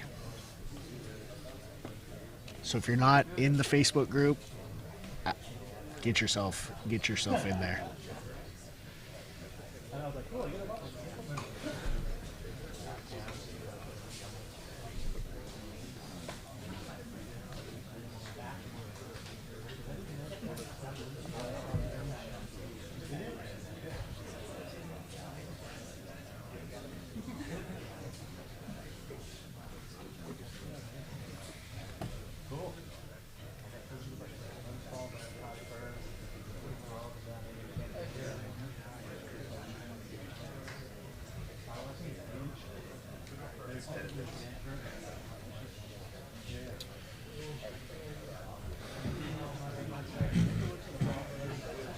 So this is a pretty interesting matchup we have here. It's just complete polar opposites in styles. Pedro is very much a positional player, and Kyle is very much a submissions player. He hunts for submissions. Pedro obviously can do submissions. We saw him hit a submission in the first match, but much more of a positional player than he is a submission player, and Kyle is the complete opposite. So we'll see how that goes. Immediately coming out, we see a pretty drastic. We see Kyle's much bigger than Pedro is. We'll see how that comes into play, both with just overall physicality and stamina. Now that we're into the second round of the tournament.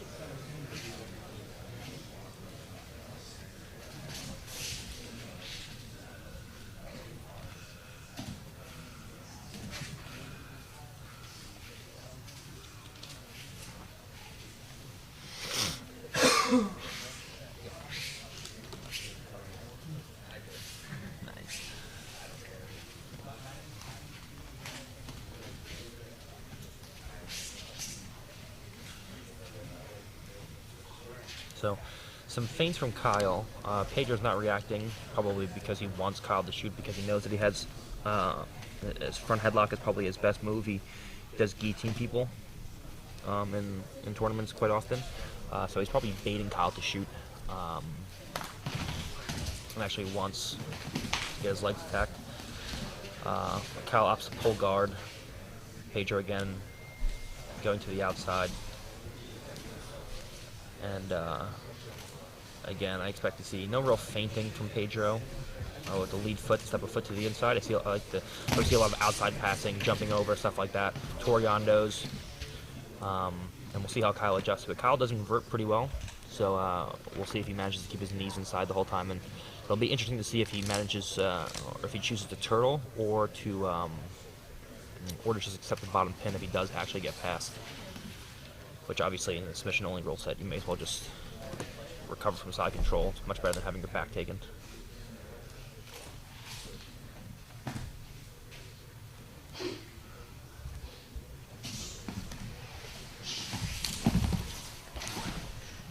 And it's close to a pass by Pedro. Kyle does a good job of keeping his hips away with his hands, posts on his hips. And Kyle's not really harassing his feet or being active from bottom position. He's kind of just waiting on Pedro.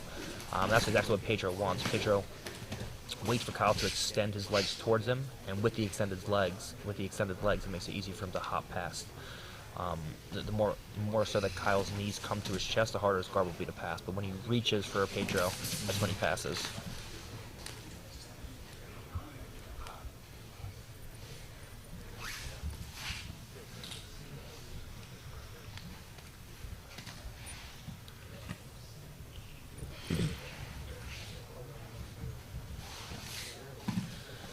Like I said before, there's no real artistry from Pedro. It's kind of just jumping around instinctually and moving where the body wants to. It's not. You see, he doesn't have like a set of goals that he's trying to accomplish from here. He kind of just jumps and hopes for the best. Kyle actually has some things that he's trying to do. Useless wrist lock in top position. Kyle actually has things that he's trying to do, but they can't figure out how to implement them. If you ever attempt a wrist lock from a position where your partner's elbow is not controlled in any capacity, just please just never do that. It will never work. You hear that, folks? No wrist locks without controlling the elbow. Every submission is based upon the premise that you can control the joint above the joint that you're attacking. If you're attacking a heel hook, you have to control your partner's hips. If you're attacking an arm bar, you have to control your partner's shoulder.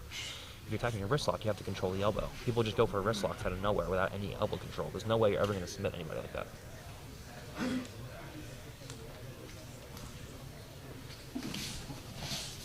See how the second he reaches, he always just hops past the legs. Right. See, the issue that I see with this is if Pedro doesn't get to an actual submission, the 10 Planet guys do train overtime. So I still feel that Kyle is going to have a big experience. Why do you think other schools don't? Dude, I have no idea. Like, this is like the same as like entering a gi tournament without ever training a gi. Like, you wouldn't go to Worlds without that skill. without training in the gi. You wouldn't. Why would you go to an EBI tournament without practicing the overtime? Makes sense. The reality is most of the guys spend 95% of their time trying to not get put in bad positions. But when they actually get put there, they have no idea what to actually do. So that's why it's good to have early escapes and late escapes. Yeah, sure, it's great not to get your back taken, but what if you do get your back taken? You have to have a series of escapes. Right. And one thing the 10th Planet guys actually do focus on is the EBI overtime rounds. They do actually practice it. Whether or not Pedro has been practicing it in his camp leading up to this is unknown. We haven't seen him in overtime yet. We did see a nice strangle in regulation from the last match. We'll see how it actually is when you start in a static position and he has to fight hands to get to the inside. When you guys were dominating the EBIs, how much of your training time was the overtime style, bad positions? It was a lot. We would probably do we got a third spazzed out, broke his rib, spazzing out. Probably about two thirds, probably about a third to a half of the training would be EBI specific training. So a lot of specific training for EBI. You guys imagine that? Just spaz so hard out of a leg lock that you break your own ribs.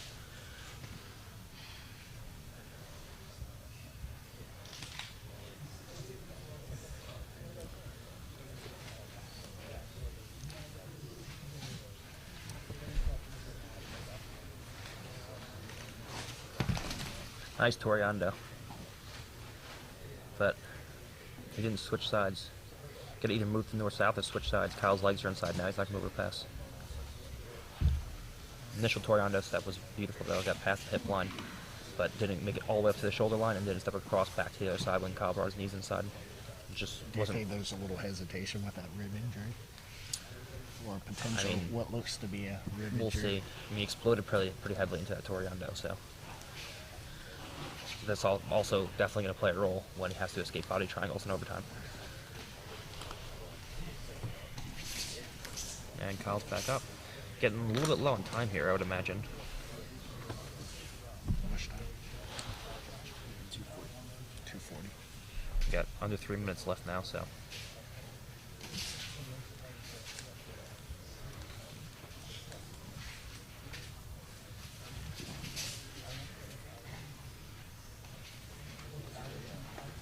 What's Kyle's plan from a wrestling standpoint here? What's the best scenario for him? I mean, he's not. I think his plan maybe is to wrestle and to get the top position and to enter into his legs from top position so he can have a strong bite on it. But there's no real hand fighting. There's no real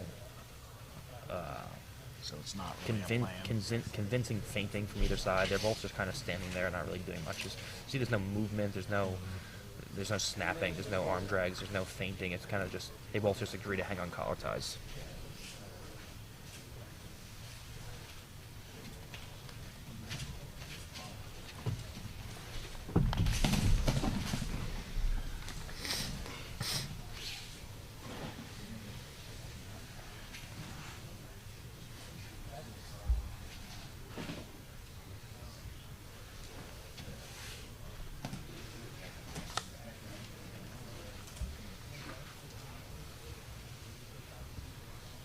Some definite hesitation.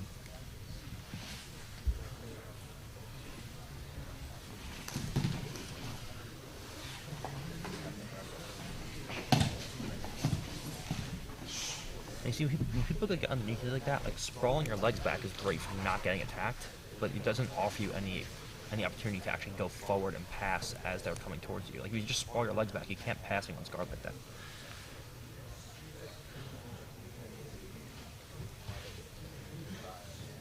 Like if you look at the actual time of real work, real action that's happened, it hasn't been much. It's just been he kind of just does that, and then So he's going to the steamer. and now he stops. Now, there's nothing happening for another 30 seconds. And then I'll try to shoot past his guard again, just like that. And now I'll stop.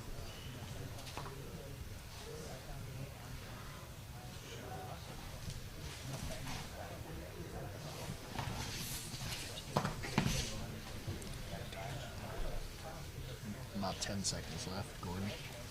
Alright, so I'm going to give a distinct advantage to Kyle in overtime for sure, just based on the premise that he practices overtime. And the 10th Planet guys will actually go in and train for this rule set, so we'll see how... Our first overtime match, folks. See how it goes.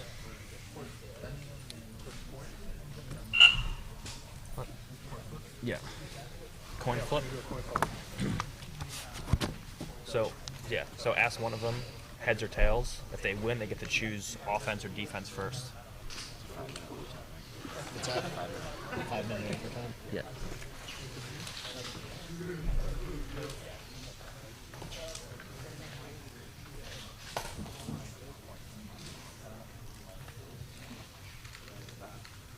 You want offense or defense first?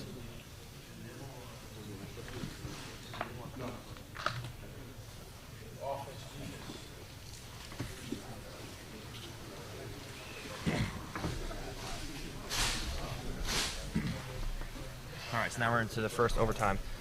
So he's going to defensive hands in place, thumb inside.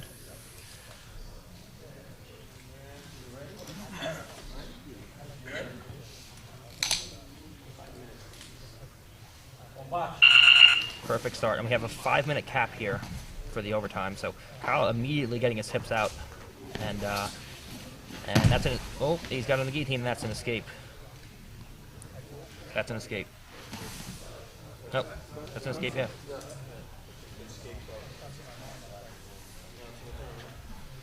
Yep, now you switch, yep. Now Kyle picks either armbar or back. So now Kyle escapes. Now Kyle, if Kyle gets a submission, then he wins, and the match is over.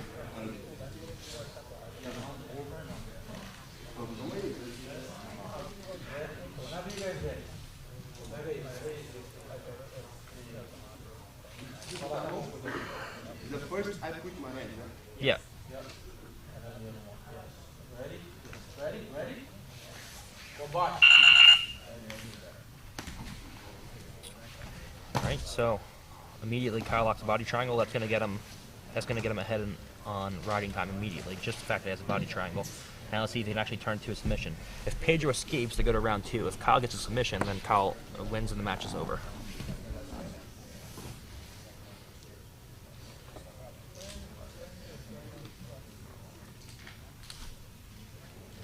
I can't really see what position he actually has from here.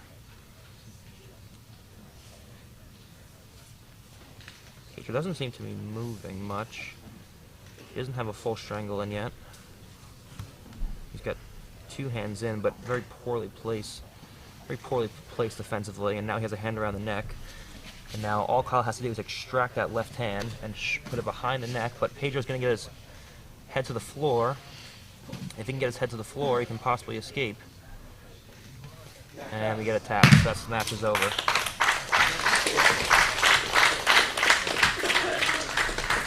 So Kyle Bohm advances.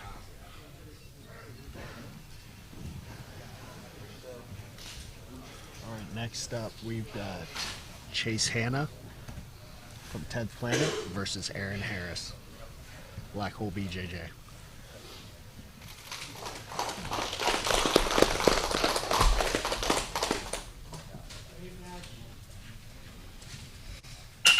Pedro's holding his ribs.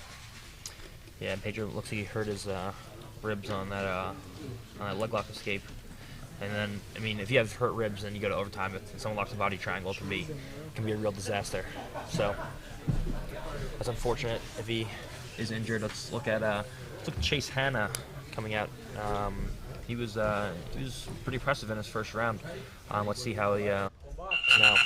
Aaron Harris had that great finish. Where he Yes, snatched that so victory. Chase Hanna had an inverted heel hook finish, I believe, in the first round, and Chase Hanna was getting his guard pass a bunch of times and actually came back and inverted into the legs and actually got a finish. Now Chase Hanna going in and attacking the legs. We have a nice battle in here. So we have a 50-50 position from Chase Hanna initiated, and he has his knee to the floor. If he can separate the legs and get extension, it's going to be difficult for him, difficult for Arian to get to the upper body to defend from here. And now Arian's doing a good job of trying to separate Chase's legs. And he's trying to attack it.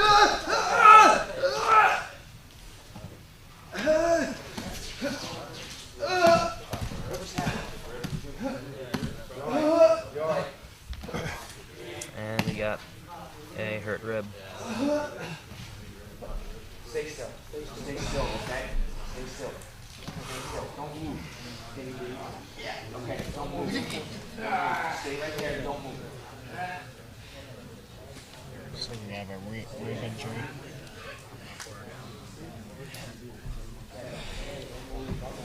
Hey, don't move.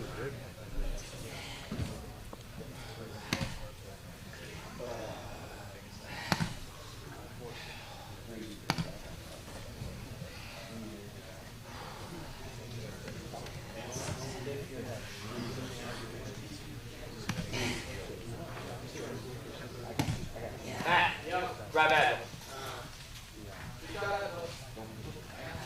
Oh, there's some in the yeah,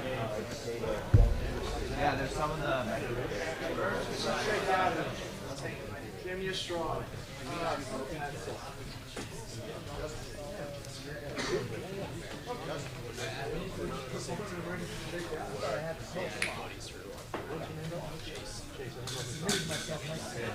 We're getting closer and closer to our first death here at the inaugural BJJ Fanatics tournament. water.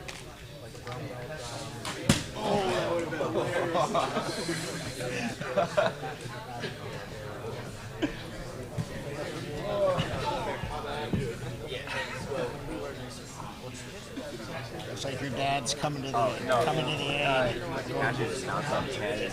Oh boy. Big Gord's on scene. We have Big Gord. Big Gord's got it under control.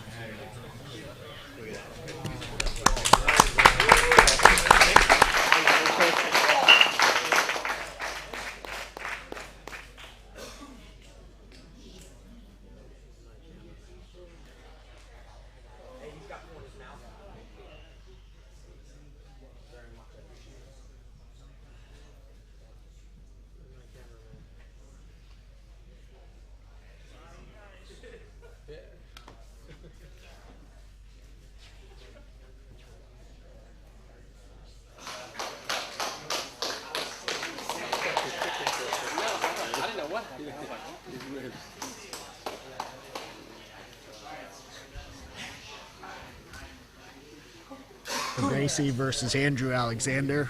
Chase Hanna won. From 10th Planet, Grants Pass in Oregon.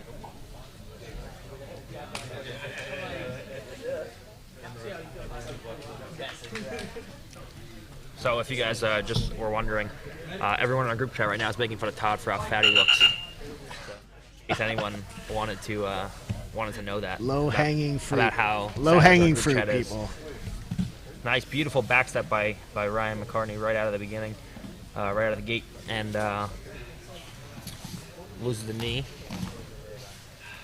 against Andrew Alexander. And both guys kind of content with playing leg lock,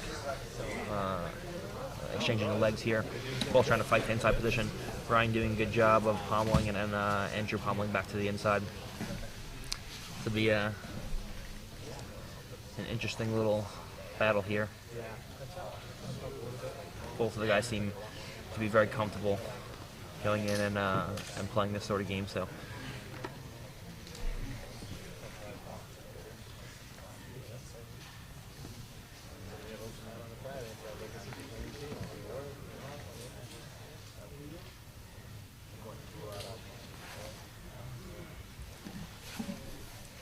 Very methodical. Both working their game Now plans. Chase goes to invert. No, sorry, Andrew Alexander goes to invert. Ryan does a good job of keeping an Achilles, so you can't create back exposure. There's a toe stuck in the rash guard there.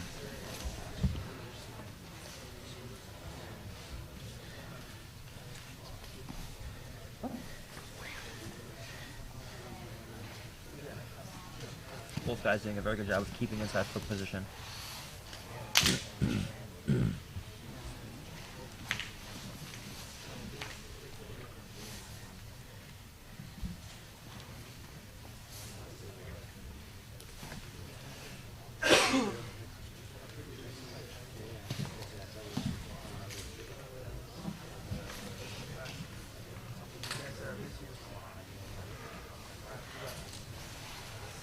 And good job of climbing the leg and packing a brief belly down Achilles by Ryan. Managed to step the foot to the inside.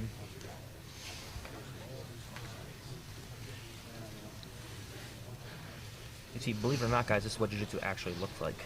Not just standing in front of someone, not doing anything. Like, these guys are both actively fighting to fight the legs to the inside position and actually go in and submit people, which is what the goal is in Jiu-Jitsu. They have to get control of the limb first and then leave that to submission. This is partly how it looks. And the only reason why you wouldn't find this exciting is if you have no idea what's going on.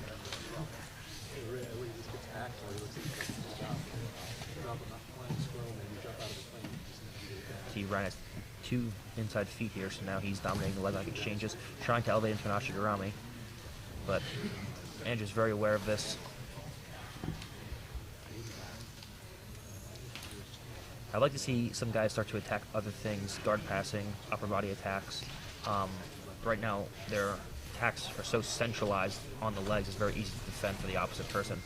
If they start to attack upper body, either with passing or submissions, the lower body attacks will become much easier. If you just attack leg locks, it's pretty easy for a guy just to defend.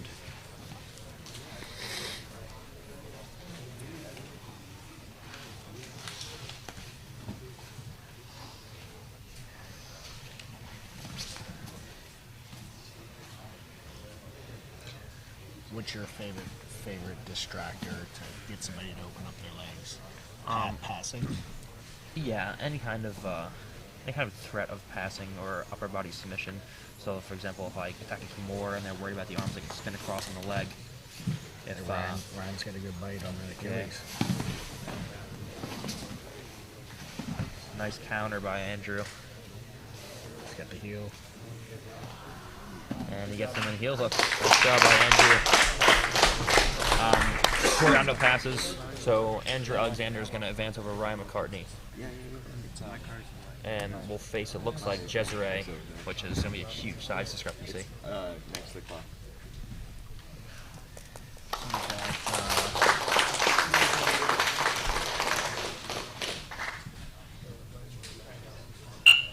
So we got Arian DeMello versus Cody Steele. First time we're going to see Cody this evening. Cody's fresh off the combat jiu-jitsu win.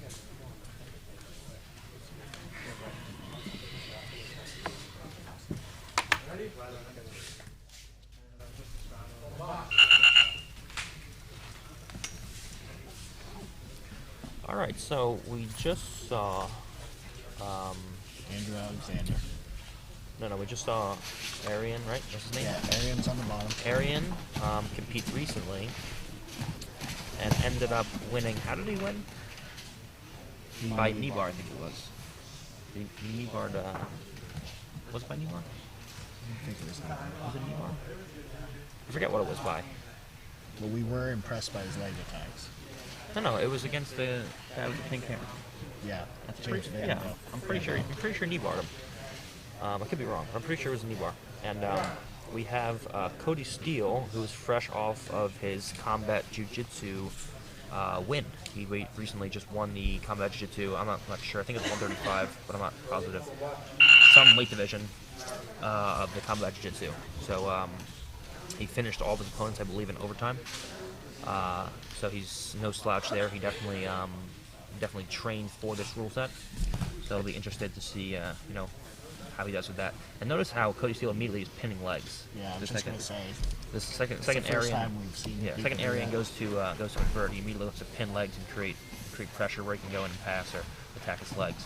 But Arian's got a tricky guard. He's doing a good job of attacking the legs. He's very versatile from bottom position.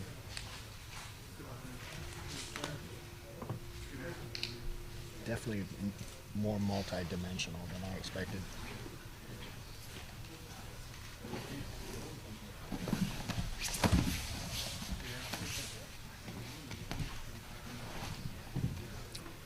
So you see he immediately tries to pin legs down. When Arian brings the heels above the height of the knees, he immediately tries to push legs up towards the floor. And now immediately starts to pin legs. Mm-hmm.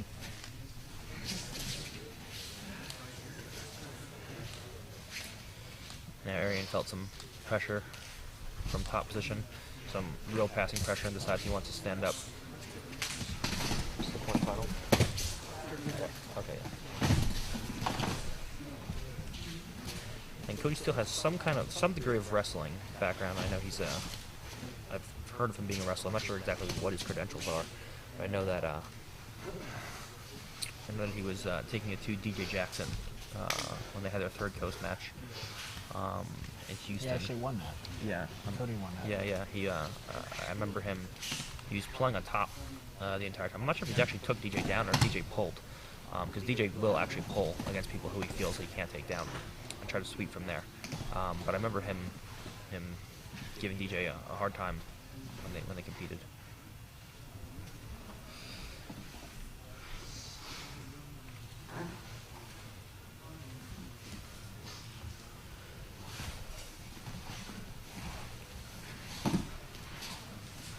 And looking to use a good 2-on-1 to look to feed into what looks to be some kind of leg entanglement. Cross Ashigurami will probably make the most sense.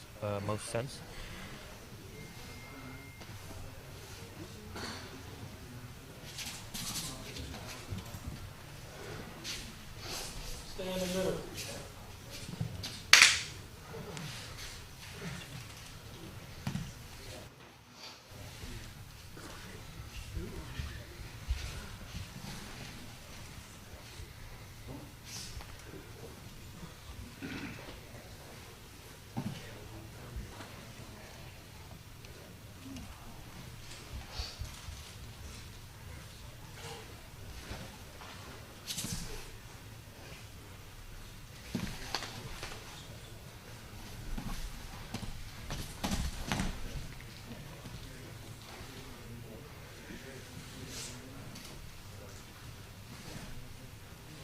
Cody trying to wear him down, you think, Gordon?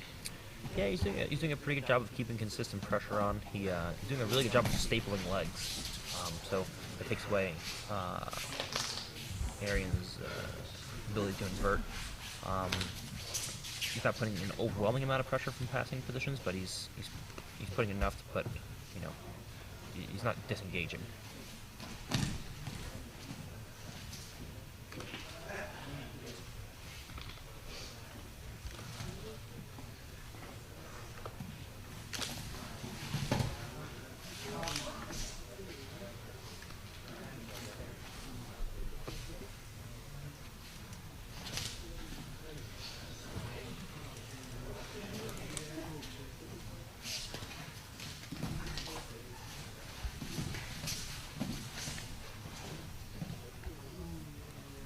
Cody wants to keep him down.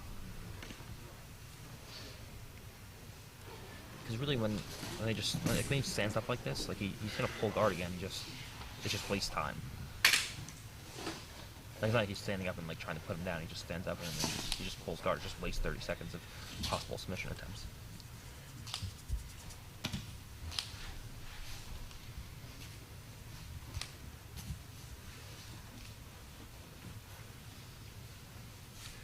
Cody's doing a really good job of keeping one leg pinned. You see how hard it is for getting a good inversion there, but it's so hard up to this point for Arian to go into full inversions like he likes. Cody does a really good job of stapling a leg down from half guard or from any one of these passing positions where he stacks them. He always keeps one leg pinned, and that completely pins Arian's hips to one side and forces him to play with one side with one leg. So he's been impressive with that. He hasn't really been able to get through and actually solidify a pass or get to any kind of dominant upper body position, but he's doing a good job of at least shutting down all the attacks that Arian's trying to go in for. And pummels the foot to the inside beautifully there. Now dives on a front head, beautiful. And he threads the submission, gets past the legs, very good. Force him to worry about the front head strangle, and then use it to get past the legs. But Arian doing a good job now of getting his knees inside, and now he's back into a seated guard.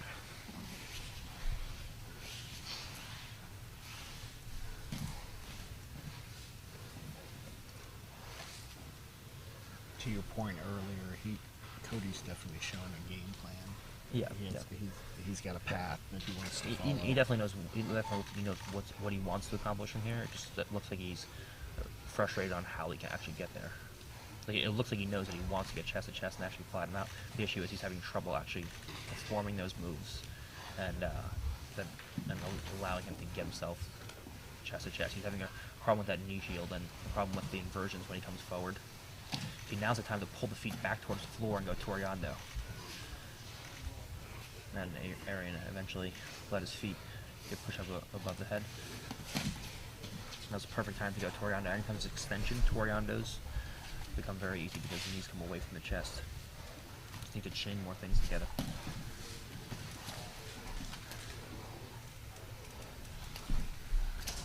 Looking at about 2 minutes left. Might be one match in overtime, right, so far? Yes. Might be the second one.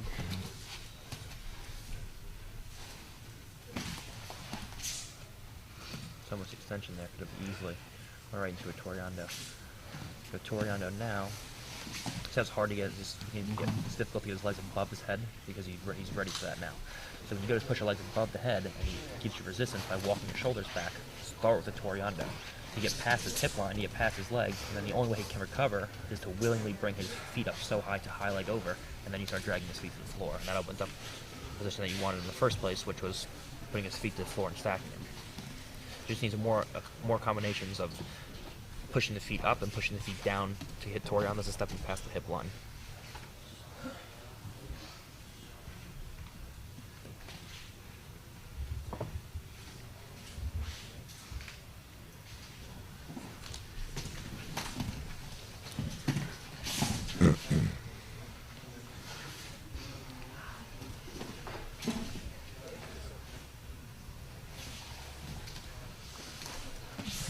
And now he's almost got him stacked. And now he's going to stand up. And I assume he's going to sit back to some kind of guard. And they reach the center. And that's just a delaying tactic, really. There's no reason to really stand up unless you're super tired or actually going to look to wrestle.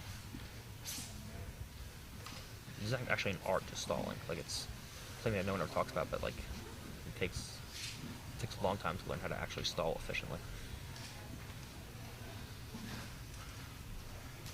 He's looking to attack that arm, but doesn't really have control of Cody's head like he needs to. There's separation between the two upper bodies, so you can always manage to pull his arm out.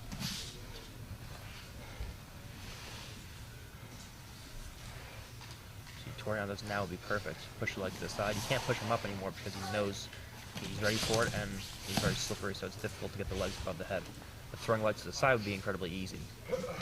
That would force a high leg, and then the feet are high enough where you can actually throw the legs, or get the feet to the floor. End of regulation. Alright, so I'm going to go ahead and assume that Cody will have the advantage in the overtime, seeing as he's won combat jiu-jitsu, so you know that he has training time for this, and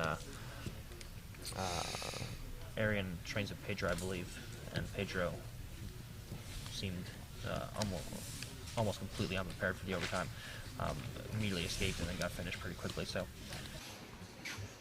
we're here with the overtime rounds. Perfect hand placement by Cody Steele.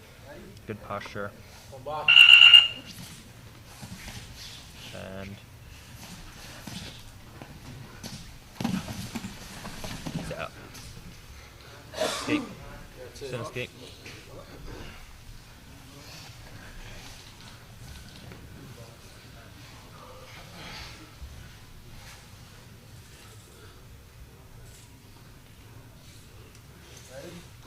Cody's got the chin really tight. now Cody has a body triangle, so this immediately will put him ahead of him on the point on the riding time. Yeah, and now he's gonna clear that hand. So you see this hand's gonna come up and cross. Now he's gonna lock his hands. He's gonna look to start to extend. The body triangle is just gonna give him such a hard time. And now he's a hand behind the head, and now you see it. He's in. So once again, I'm correct. Yep. So Cody Steele takes out Arian, and now we have Bernardo taking the bracket away from me and changing it. So. Or showing it. Bernardo's going to go over So the guys, brackets. you're in the quarterfinals now. So first match, second match, third match, fourth match, then semifinals, and then finals. And guys, we also want to take this time to say that we have Lovato here in the house. So,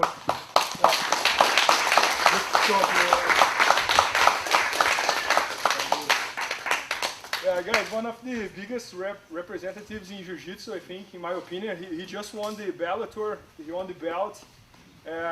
Second American to be world champion in Jiu Jitsu as a black belt, and such an honor to have you here.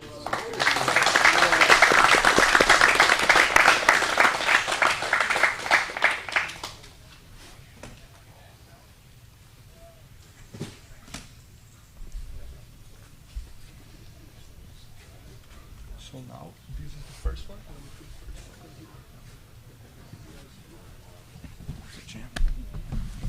Feeling good? Yeah, Training's going well? Yep, congratulations. I haven't seen you in Good to person. see you, man.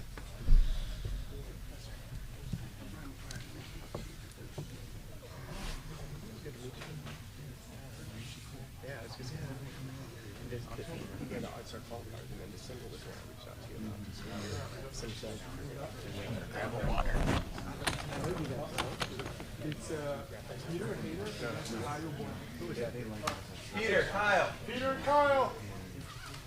Who's up next? Hey, who's up next?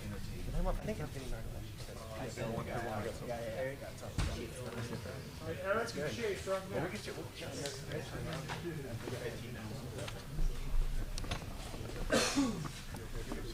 I meant for this. We got Peter Haler from Lozon MMA, Cal Bohm, 10th Planet. Saw a really active match out of Peter earlier. Yeah, it'll be interesting to see if he can keep that pace up for this match. I mean, he did a really good job of creating a lot of action in the first match. It was by far the most high intensity match of the competition.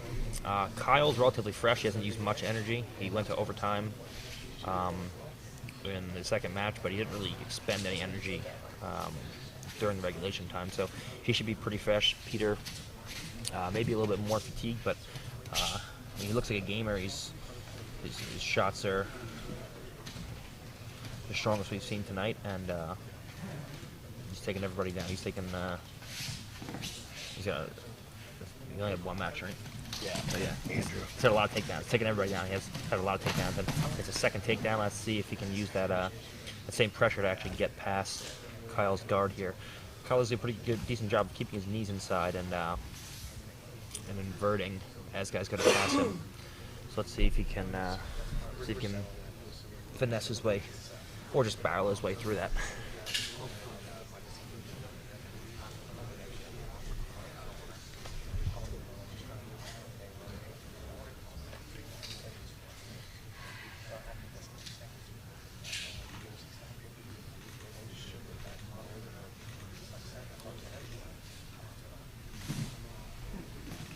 And we have an inversion from Kyle, and he's going to attack that arm now. This could be dangerous. Back exposure. Kyle's has one hook in, and the second hook looks close, and he has an arm trap now. This is not good. He's got an arm trap, and he gets a tap. Quick victory from Kyle Bohm.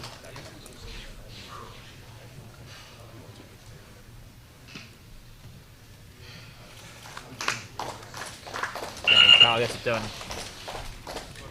Next, we're going to have Eric Koval from Bernardo Faria School and Chase Hanna from 10th Planet.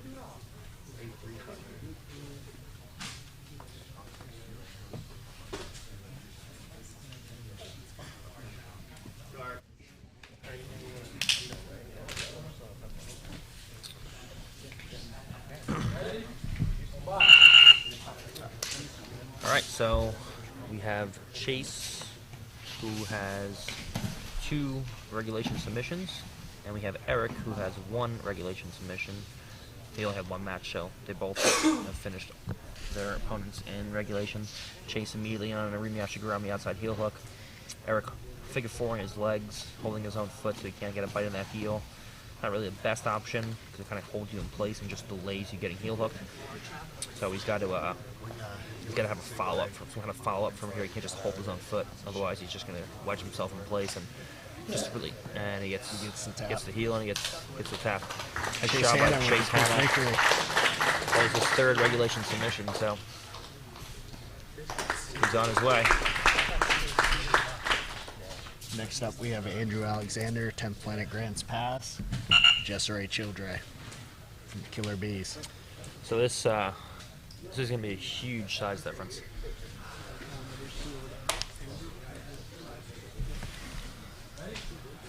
Having competed with Jessere, what do you think Andrew needs to do? A lot of movement. He's going to be hard to heel hook. I tried to heel hook him. I actually broke him with a heel hook, and he didn't tap. So he's going to be hard to submit with leg attacks. Actually, I'm pretty sure I broke him with an inverted and he didn't tap. So he's going to be extremely hard to finish. And but the one advantage that Andrew has is a power to weight advantage, whereas Jessere has a huge power advantage. The power to weight ratio is in huge favor of Andrew, so he needs to play a movement-based game. He needs to keep the pace high and eventually try to exhaust Jessere.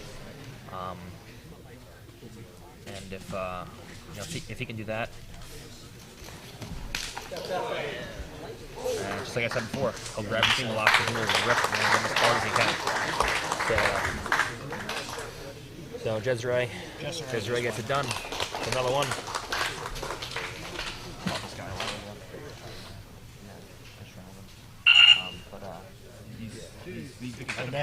Next we have Pierre Olivier versus Cody Steele.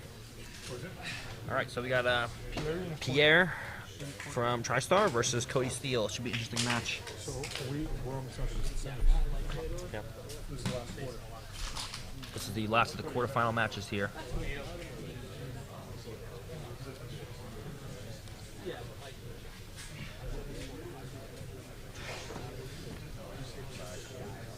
This is going to be a good one, Gordon.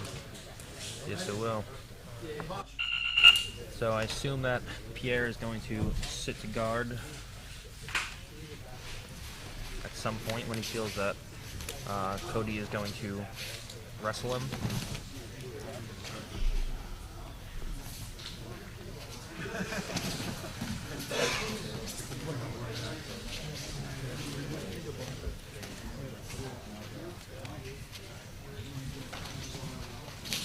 Or maybe he's just going to flat out wrestle. Canadians are always making me look bad.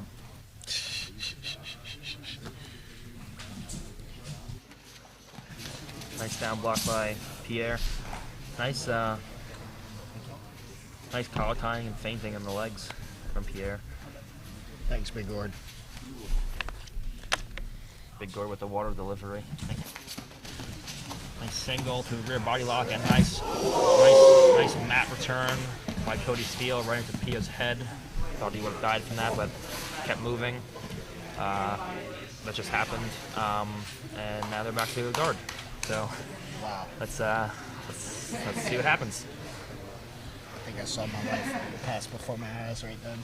I saw Pio's life pass before his eyes.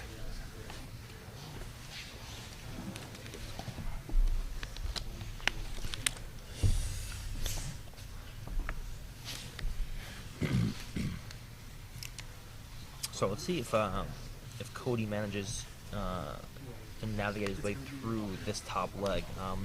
In the previous match, he was doing a really good job of pinning legs, but he can never navigate his way to get past that top knee shield slash butterfly hook. Once he was able to pummel over that bottom hook, he made some progress in his last match. Yeah. But then he lost it.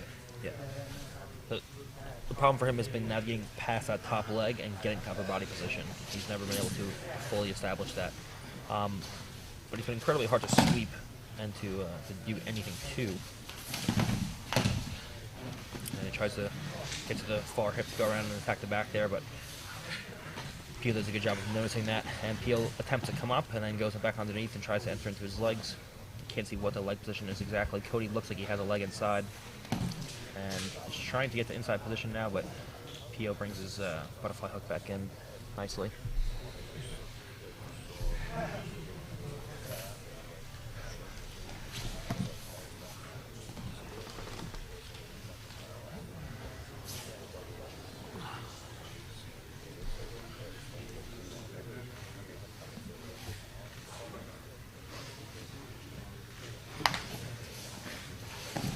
And now Pio tries to come up and heist and then go back underneath. Cody sprawls. Some real action from Cody on top. He's kind of just, I guess, feeling Pio out, see what he's going to do. He doesn't really press forward too much at all.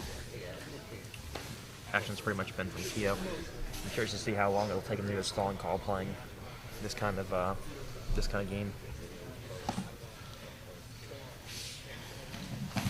Nice knee lever by Pio, and then a heist. That was beautiful. And now he tries to go back underneath, and Cody does a good job of recognizing that, sprawls. Now they're back up. And he doesn't want to get his neck broken again, so sits down to guard. And Once is plenty.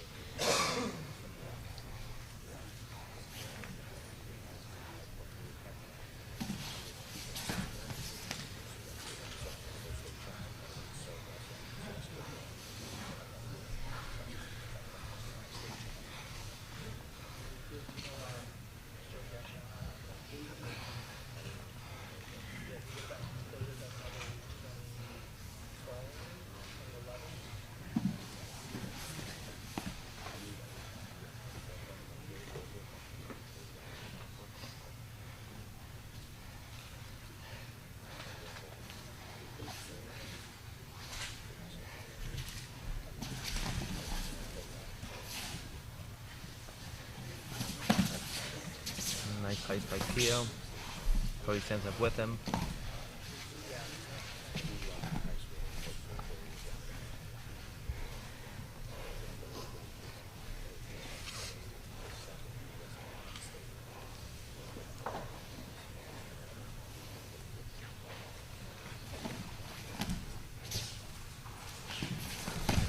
And nice heist by Pio into the front head, but Cody stands up and immediately posts the hip and clears the head. Nice job by both guys.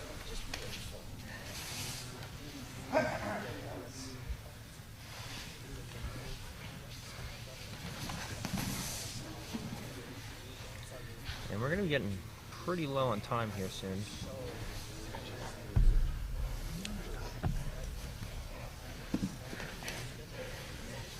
So we're about halfway through.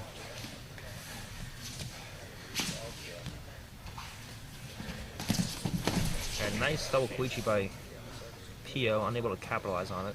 What was that called? A double quichi. Quichi Gary. Double, because 2 feet are going in. And he tries it again, and he uses it to actually enter into the legs, but then Cody hip switches and he gets the leg back to the inside, and now he has a little bit of upper body inside position here. He's got a tight waist. Now he's going to look to climb up and control either a tight waist, a body lock, or gets an underhook and a crossface, and Pio has to negate the crossface, which he did effectively, and then brought his legs back to the inside. Very, very good recovery there.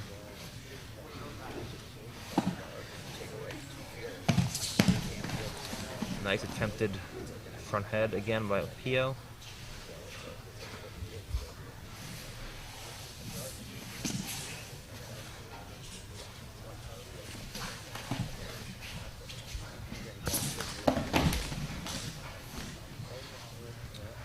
Pio starting to try to pick up the pace now. Pio trying to use that front head maybe for a set up a takedown. Yeah, either snap him down and look to go into attacks, or to create back exposure when he fights the guillotines.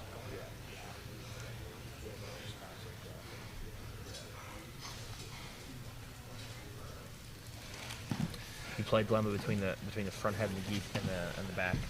If you start taking hands up to going for strangles and and he doesn't react, then you just strangle him. So when the hands come up to start right the strangles, then it takes away the ability to reach for your legs at the 4-point. So you can immediately go into back attacks. So if they don't do anything, then they get finished with a strangle from the front. If they go to defend the hands but not get strangled, then they get their back taken. So he's most likely using that. He's mostly using that to try to set up a front head. But Cody hit a beautiful opportunistic body lock there as Pio went to sit up and locked his hands to actually flatten Pio out. So now he's controlled the upper body, controlled the hips to some degree.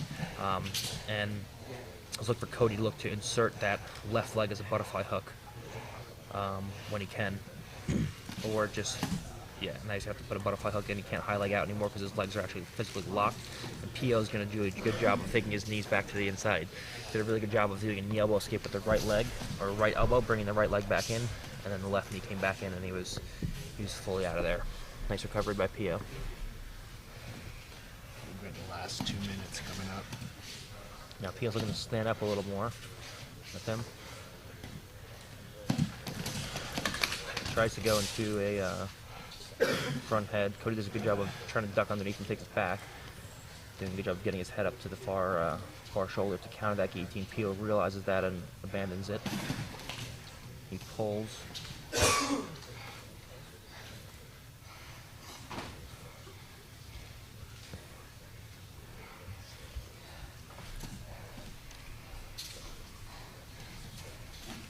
Cody's doing a really good job here of not getting attacked. Ooh, beautiful Yoko Sumigashi. That was beautiful.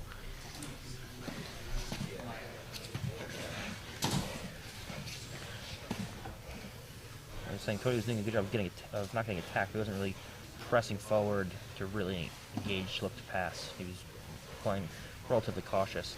But Pio hit the beautiful Yoko Sumigashi side butterfly sweep and took him right over. I mean, Cody tried everything he could, but he had a wrist, and there was just no base out in that direction. Now let's look at Pio's passing from here. He's doing a good job of controlling the head, and he's fully past him now. We have a couple of minutes left to see if he can actually expose the limb. He's got a Kimura, but Cody has his legs in the way. If he can put that arm behind the back, it's going to be trouble for Cody. Now he can look to turn it into either a Juji or a Shiro Senkaku, a rear triangle, and Cody turns inside, the elbow comes free, and now he's free. Nice timing by Cody, and nice attempt by Pio. Great exchange.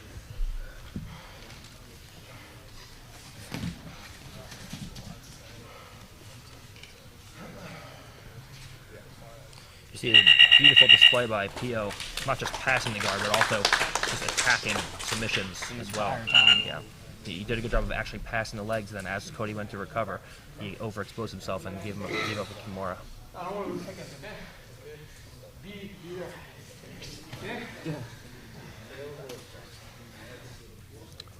What's Pio say? I have no idea what he just said.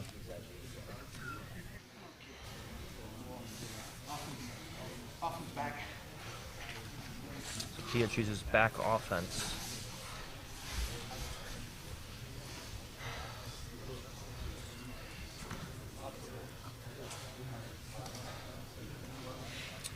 So Cody gets defensive hands inside.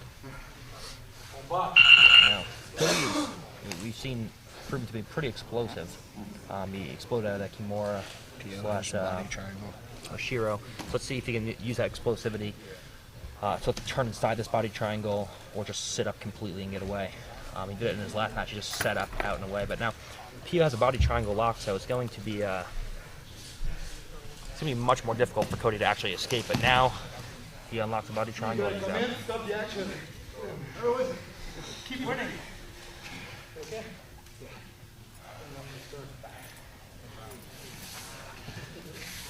Is there someone stopping your time when we discuss? Yes. All right. Defensive hands in. Combate.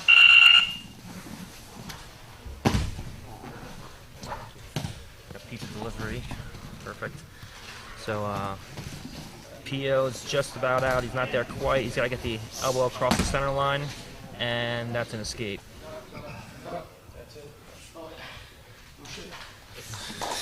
Nice escape by Pio. So, third one, yeah. Third overtime. And then if there's no submissions, then fastest escape. Yep. This is second overtime. Oh, this is the second overtime. Yeah, yeah. So. Ready? Combate.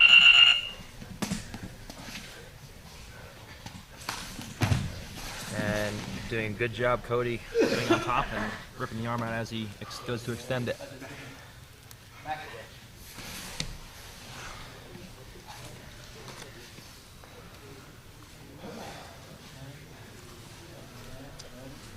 So we have defensive hands in. Cody immediately locks the body triangle. It's gonna make it. Gonna get Cody up immediately on the scoreboards. Now, if Cody gets a submission from here, he wins. Okay, because Pio failed to submit Cody, and Cody escaped. So if Cody submits Pio at the end of this round, or in this round, that's a win for him. But Pio's starting to misalign his body a little bit. Cody readjusted, put the body triangle on par, and now Pio's looking to trap the legs, and now he's out. Nice job. Pio's still behind us on the riding time now, so let's see what his next option is.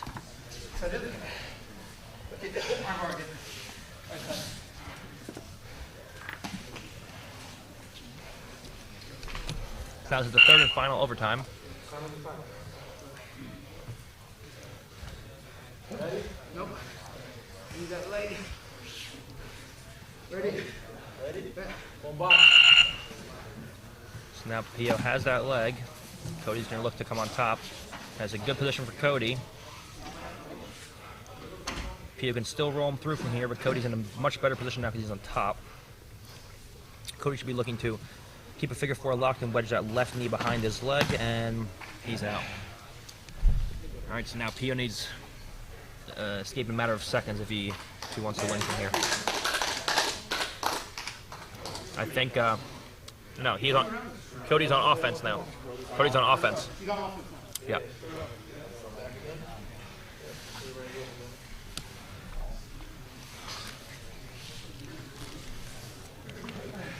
So he has to be out almost instantly. Yeah. Ready? Ready? Combate. And Cody locks the body triangle. I think that seals the deal for Cody. I think that's going to get him through easily to a win in riding time. Cody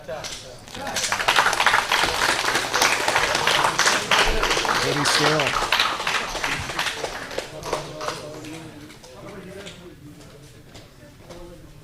Cody still gets it done with the submission in the final offensive round. So he moves on.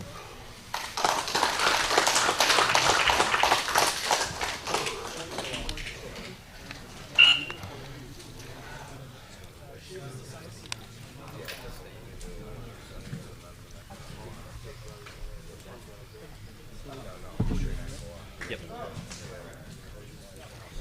Cody, Chase, just right now.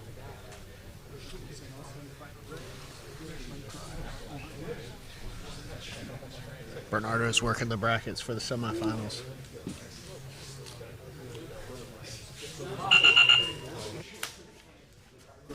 We got Jessere and Kyle Bam in the first semifinal match. All right, so we have Kyle and Jessere. Two of the bigger guys in the tournament. Jessere obviously have, ooh, nice knee lever.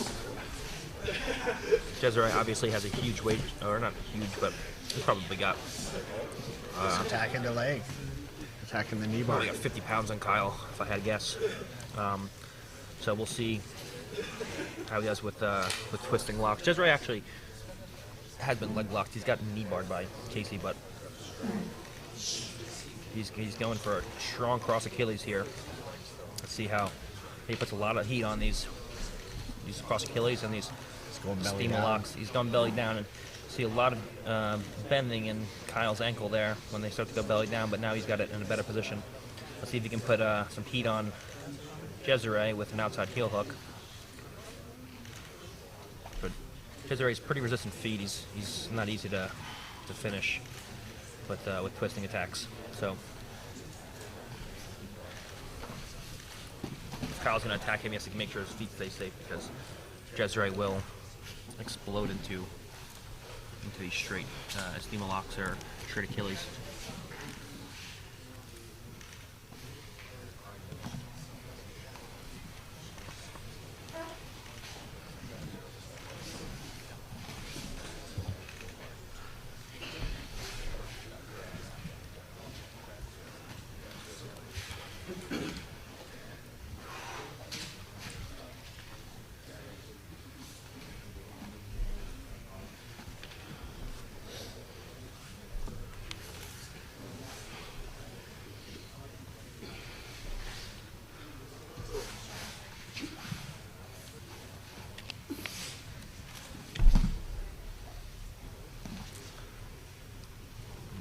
So we see Jez right here just kind of trying to just lay his weight onto Kyle. There's no really intricate pommeling going on. He's kind of just barreling forward. Now he stands up, and we have a nice Toriando, and he gets past the hip line, but he leaves his legs exposed, and Kyle does a good job of inverting right into cross Hashigurami. And now he's got an exposed heel, and he finishes him. Very good.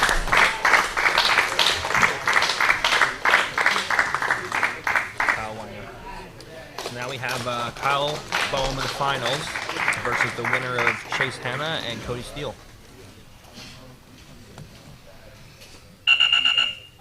Great match.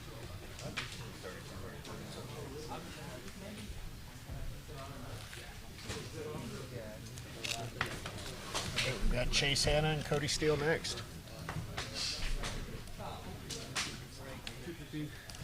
Something to be said for Kyle getting that leg submission. Yeah. No, sometimes you see people in competition just not tap at all to heel hooks, and then I guess they learn their lesson. That something in training or the competition happened, and you see them compete again, and they tap much sooner with heel hooks. Break, and then we can rest. 10 minutes, okay, guys? 10 minutes 10 all the time. Yeah. 10-minute intermission. Go to the still. Yeah. And guys, when you go to the finals, we're gonna do a 15 minutes break. Okay?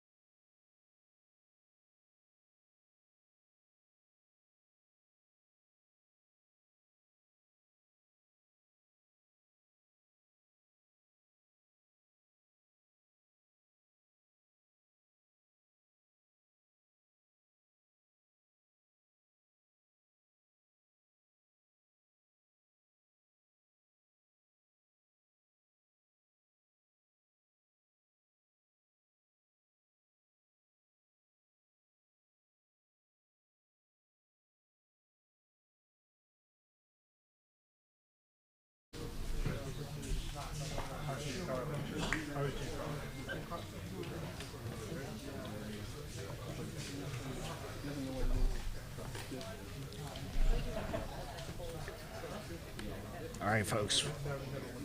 Our next semifinal match: Cody Steele and Chase Hanna.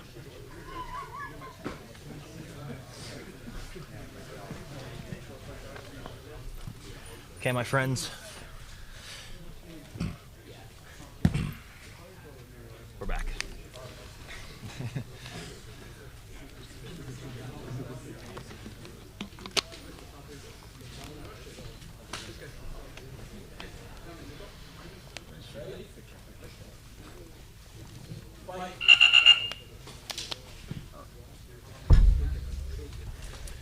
All right, so we have Chase Hanna, who has 3 regulation submissions, I believe, yeah? Yeah. And Cody Steele, who has, I believe, 2 overtime submissions? Yes. Yeah. Okay. So, interesting to see how this plays out. Cardio hasn't seemed to be an issue for Cody. Let's see how his pace stays with the extra time underneath his belt for these matches.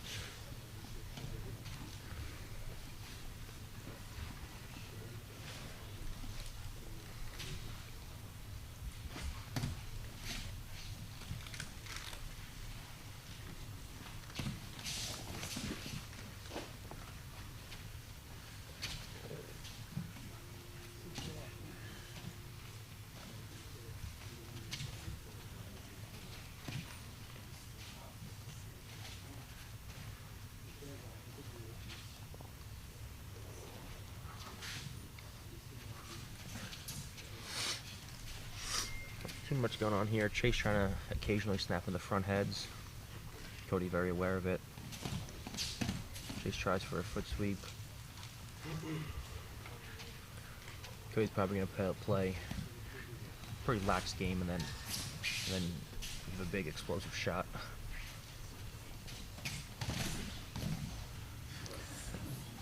And had a great opportunity for a body lock there, but decided against it. Nice Sumigashi, beautiful Sumigashi by Chase Hanna. Takes him over with the wrist, very easy. Let's see Cody's bottom game. Cody hasn't played from bottom very much in this tournament. The one time he did, he actually got passed by Pio and got a Kimura and some back exposure. But not to say that he doesn't have a good guard. Let's see how Chase maneuvers his way through this. Cody's looking to dig that underhook in, possibly come up into a single leg. And look to score again. Chase should be looking to reach over the head with that right hand to look to control his head. And as Cody comes up now Chase dives on a guillotine. Cody does a good job of hopping over. Chase does a good job of not letting him pass in the side control. Look like it could be pretty tight, but Cody does a good job of hopping over, and every time he goes to sit, Cody hops over.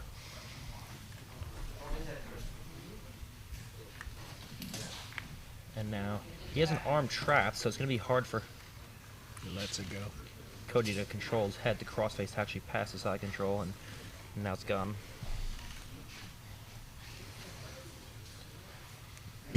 So great showing here so far by Chase Hanna.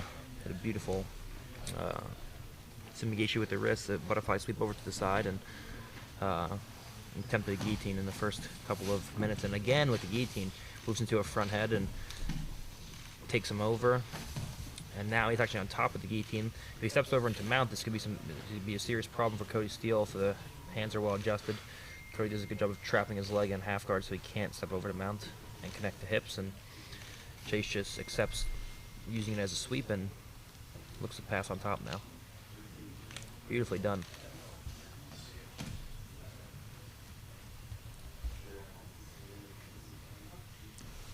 Winner of this match will face Kyle Boehm from 10th Planet in the finals. So whoever it is will have a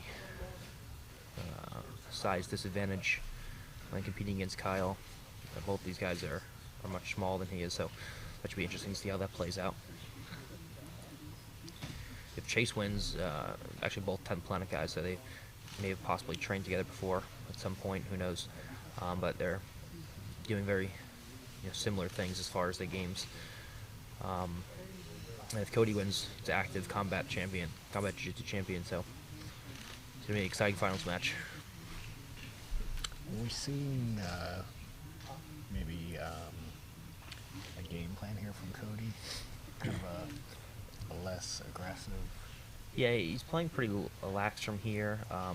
He knows that the second Chase goes to pass, that's his opportunity to start to come up and attack singles. But Chase doesn't actually pass to pin him; he passes to attack front head submission. So it's a good avenue on Chase's part. I just wish we would see a little more attacks to try to create back exposure if the front headlocks do fail, which they have been. We're training other submissions together with the front heads.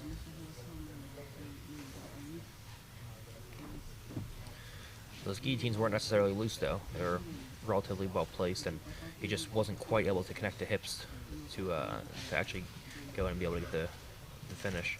Cody did a good job of every time he would go to sit into guard, Cody would immediately hop his hips over, so there's no hip-to-hip connection.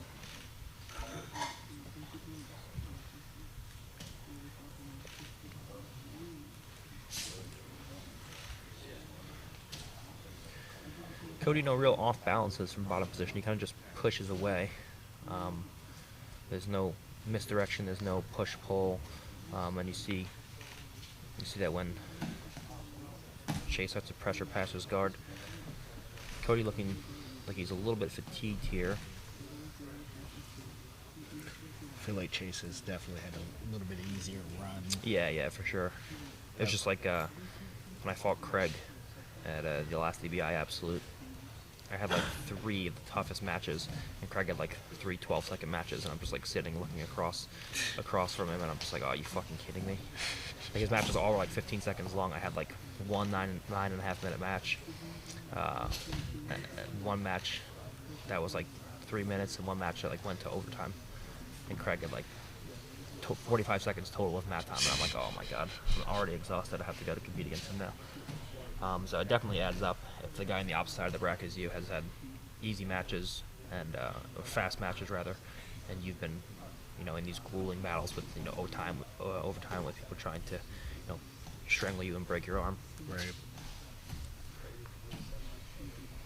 Yeah, that match with PO would take a lot out of anyone. Yeah. See, Chase can't quite get to upper body position right here, so what he should be doing is instead of grabbing his wrist, he should be looking to reach over the head with his left arm and control the crown of his head. That limits the ability of Cody's upper body. He can't move the upper body away from see how he moves the upper body away and straighten his upper body?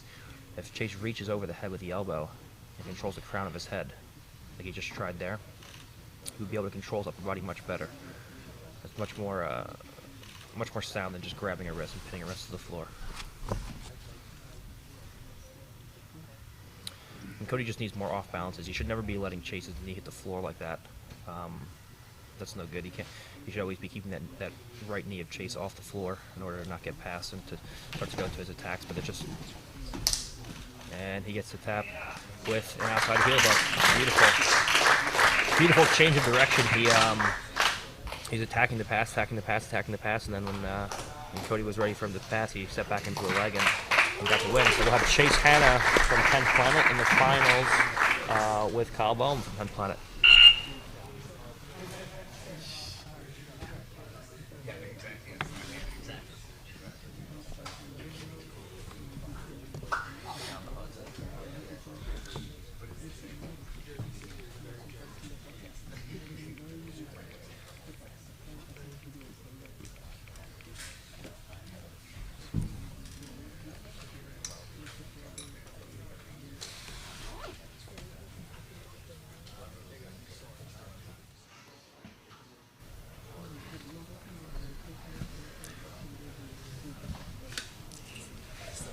Huh?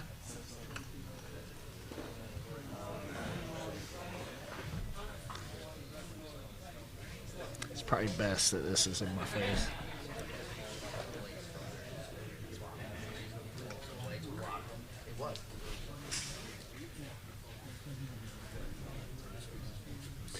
So, instructional wise, what do you have on your agenda? What's going to be your next release? I wanted to do an open guard at some point. Open guard should be next, but I know John's coming out with a lot of guard work, so we're going to see how that times up with the release dates. But open guard is coming at some point. Half guard is coming at some point. And then we'll see where I'm going to go from there, depending on what everyone else does. I know Gary's planning to make it instructional. I know Nikki's planning to make it instructional. And John obviously is, making a lot of the gi fundamentals. So I'll see where people want me to go after that. I was thinking maybe attacking from top pins. You see today, the main issue when people actually get past someone's guard is actually exposing limbs and separating limbs from the body to actually go into submissions. I think that's one of the big things in jiu-jitsu that's under-taught. Once you actually secure a position and get to a top pin, how can you actually separate limbs on someone who's very talented and resisting, and get into submission holds. So attacking from top pins is a big one that I want to do as well. So what drives your decision as to what you want to focus on, from a personal perspective? Is it what the people want, what you feel we need? So how does that drive you? So for me, it was I wanted to do guard passing first, just because guard passing was something that I had been working on a lot, and John told us before the last ADCC that guard passing and leg pommeling was one of the only things that he had systematized. So I really took to the heart, and I wanted to systematize leg pommeling and guard passing and get it into a coherent system from beginning to end. So I finally developed that, and I was like, okay, I want to do this one first because that was fresh in my mind that I wanted. So guys, we're gonna give like 10 to 20 minutes until the finals. So Kyle Boehm, 10 Planet against Chase Hunter, 10 Planet too. So they will fight, which is amazing. So very excited to watch. Vamos.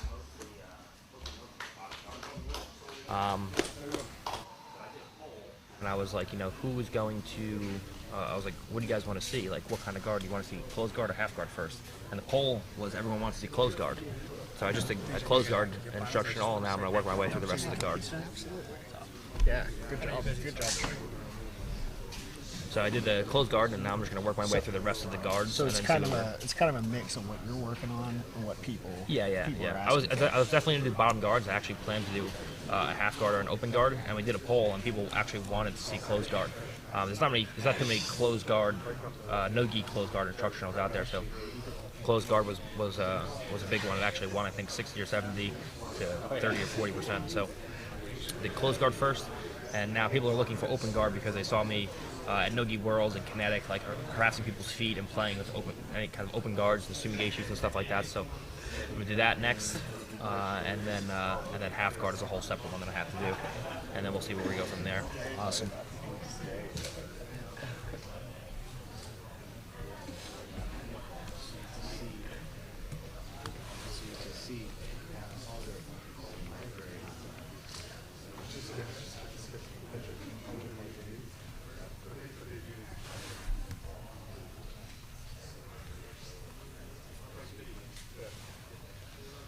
It's a big old check out there, Gordon.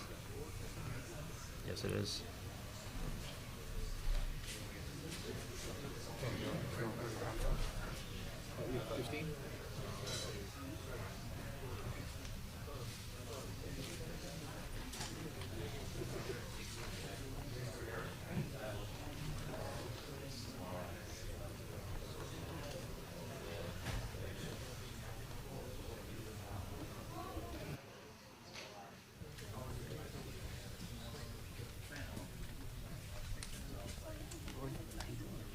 Hey, good to see you. Knees okay? Yeah. That's good. Good. Yeah, I know. Takes a while. Yeah. When are you back in New York? That's what I was going to ask you. I'm going to go in either tonight or tomorrow. Okay. Yeah. We'll be there. I'll be there tomorrow. There's 11:45 class. Okay. Sunday, I'm at a wedding, but you can ask them which time they're training on Sunday. And then Monday I'll be there all next week. So we'll be there. See you.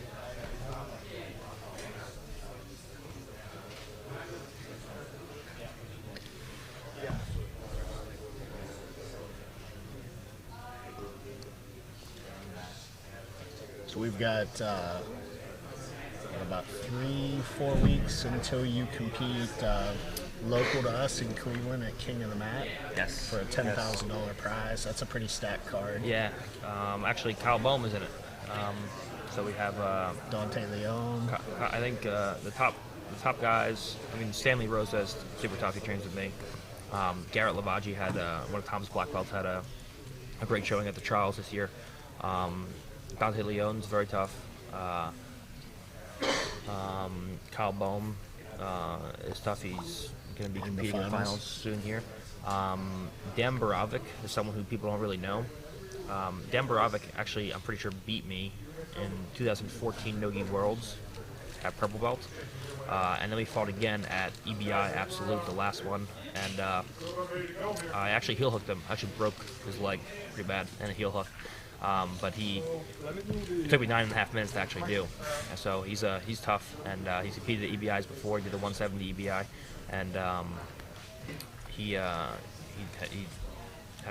close matches with a lot of tough guys. He beat Kyle Griffin, I'm pretty sure. He had a close match with Wagner or Craig, one of those guys. He got to the quarterfinals, and he was going head to head with the best guys. So he's like kind of a dark knight that no one really talks about, but is good. And a few other tough guys as well.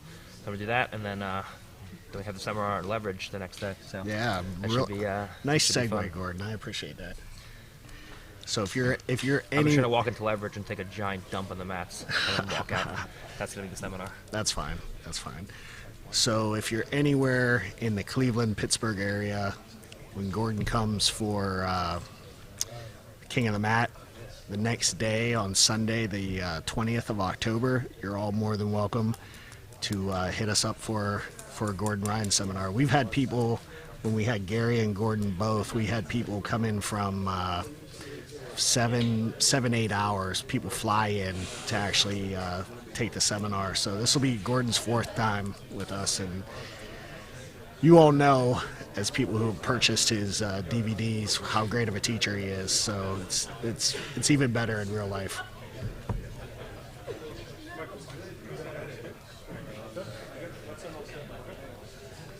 Bernardo and Michael Zenga about to make some announcements.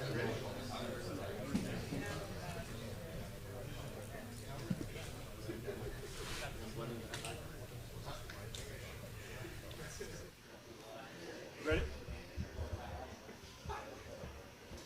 So guys, we are about to start the finals here. Okay, so let's do it.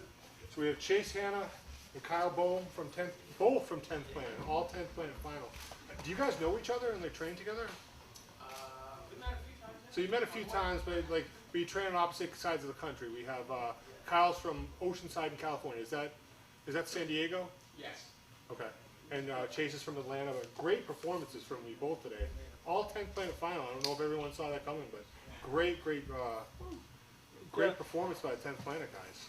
Yeah, and guys, I'm super excited that all the matches ended up in submissions. So even the ones that went to overtime ended up in submissions as well. And the ones that ended up before the overtime, I think 90% ended up in submissions, right? There were one time there were 3,000 people watching on the stream. Everybody's getting great feedback. My biggest fear would be people stalling. You guys did such an amazing job. No one did. Everyone came to fight. I mean, super proud of you guys, and thank you for having such a great first tournament. We're super proud to have you here. $2,500 and the first BJJ Fanatics Brown Belt Tournament trophy. Yep. All right, thank you, everyone. Great job, Mike. Thank you, Big Gord.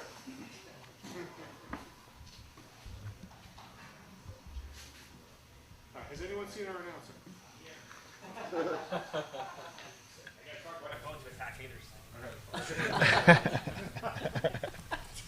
And this last match is sponsored by Blink Fitness. Gordon, why is that your place to work out of choice? It's the best gym on earth.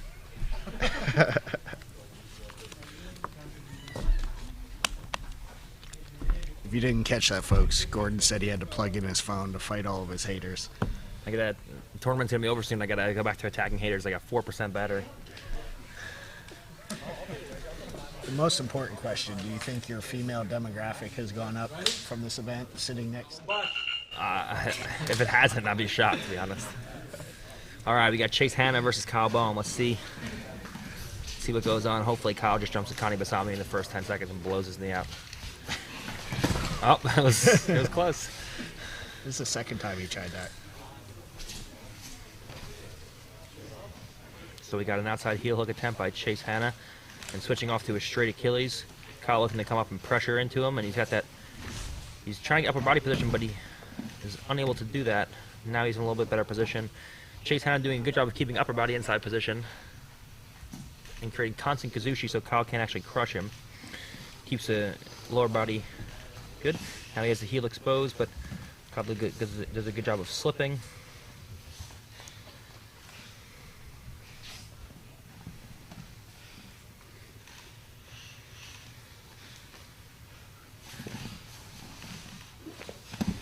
Now heel's exposed, but the hands are too low. Goes for a straight Achilles, and he tries to go belly down. Good bite in the Achilles, hands a little bit low. Now he's going to disengage the legs and try to pass over into 50-50 and attack a heel. No bite yet. Kyle's knee's free as well. And they both have a foot inside. Do you feel it's an advantage to be on the same team in this case? In terms of approach? Or a disadvantage?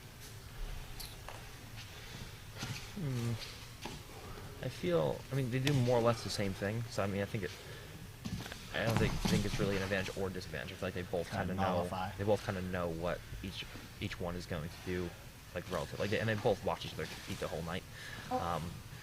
So they both know that they both like to attack legs. It'll be interesting to see how the overtime plays out. If it does go to overtime,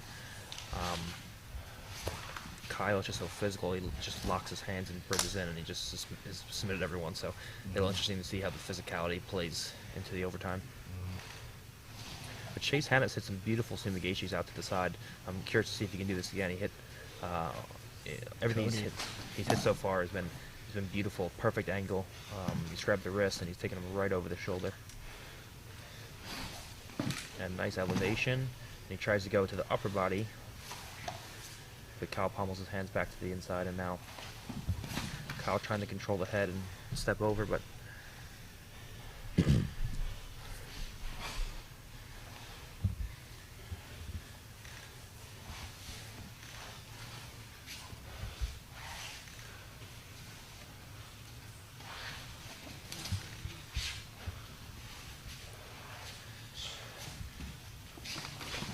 and Kyle with a flying Kimura. And the elbow comes out. Kyle tried to attack Kimura. Chase tried to counter and attack the back, and ends up with Chase in top position. Let's see the passing he has now. Did a good job in previous matches of getting passes, and changing it up, misdirection, going in for a pass, attacking the legs, going in for a pass. He's done a pretty impressive job here with that.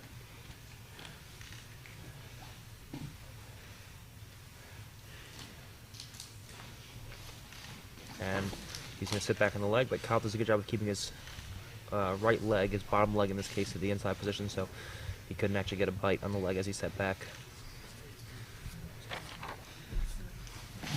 And now he has inside foot position. Now he's going to try to sit back, and he backsteps, beautiful backstep on Kyle. Kyle goes to roll out. He's got the heel exposed, and he's bridging in. And he's got a bite on the heel. Let's see how his mechanics are. And Kyle's almost out, and he's free. That was close, though. Nice exchange. Nice job by Chase Hanna. That's a beautiful back step. Is a step ahead of Kyle there with that one.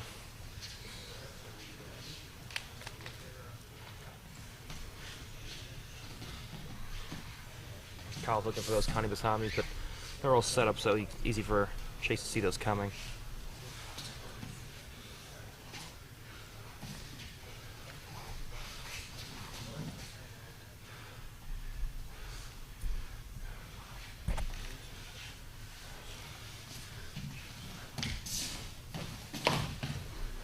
And Kyle does a good job of getting past the head. Moves right to north-south, so there's no reason to actually control the head. Because you're in north-south, so all he has to do is get past the legs and control the hips in that case, which he did with the body lock. Got right past his legs, and immediately trying to move into mount. Chase trying to do everything to keep everything inside, to not expose limbs. Chase has to keep his left elbow inside and hit a knee elbow escape back into half guard, trap his knee, which is what he did right there. But Kyle exposes the Kimura and actually manages to lock a grip on the Kimura. So now Kyle's going to look to sit to expose the back, and then Chase is going to look to come up, and Kyle's going to fall off the top, but he still has a Kimura grip. Oh, Chase made a mistake there. Should have 4-pointed. He shouldn't have. He shouldn't have went back down to a turtle position and allowed Kyle to get back behind him. If he would have 4-pointed, he would have been out. And now Kyle's just locking his hand and bridging in like we've seen him do before. Let's see if he actually goes in and gets a finish. He has had 2 extensions so far, and he hasn't been able to finish. Let's see if he can actually do it. Now he's going to try to lock his hands up fully. Chase is not giving. He's thumb posting, okay. And alright, he's safe now. Chase is dominating the top hand position, so he's safe for now. He has an inside thumb. Let's see. He's won the hand fight. Let's see if he can win the lower body or the upper body fight. Let's see if he can get his head to the floor, or if he can look to deal with that body triangle first. He's got to bring his head to the floor and look to bring his right elbow to the floor. If he can accomplish those 2 goals, then he's out. But Kyle is doing a good job of keeping his head now as a wedge between his head and the floor. See how Kyle switches positions, and now he's switched to the overhook side. Now he has a full strangle in. Chase has to try to thumb post a strangle arm, but Kyle's hand is coming in deeper and deeper and deeper, and I think this is going to be all she wrote.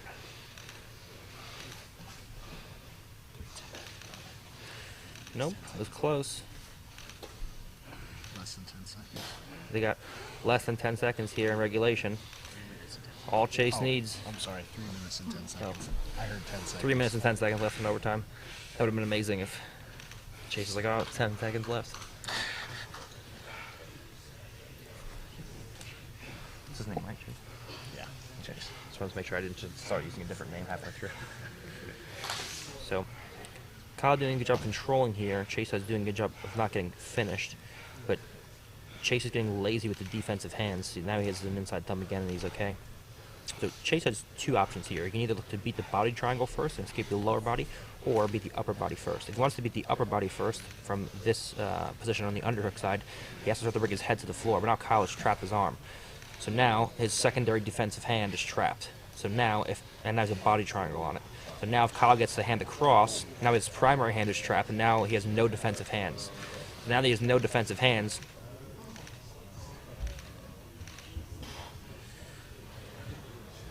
you see how Kyle keeps letting his head out. Because Kyle's head is on the same side as his strangle arm, he's never going to finish him from here. Kyle needs to bring his head to the opposite side of his strangle arm. That's the only way he's going to actually finish him. And now Chase's hand is free again.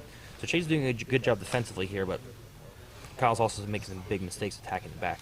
So, okay, so now that he has the leg in the middle, now he can start to look to fight the body triangle, not anymore.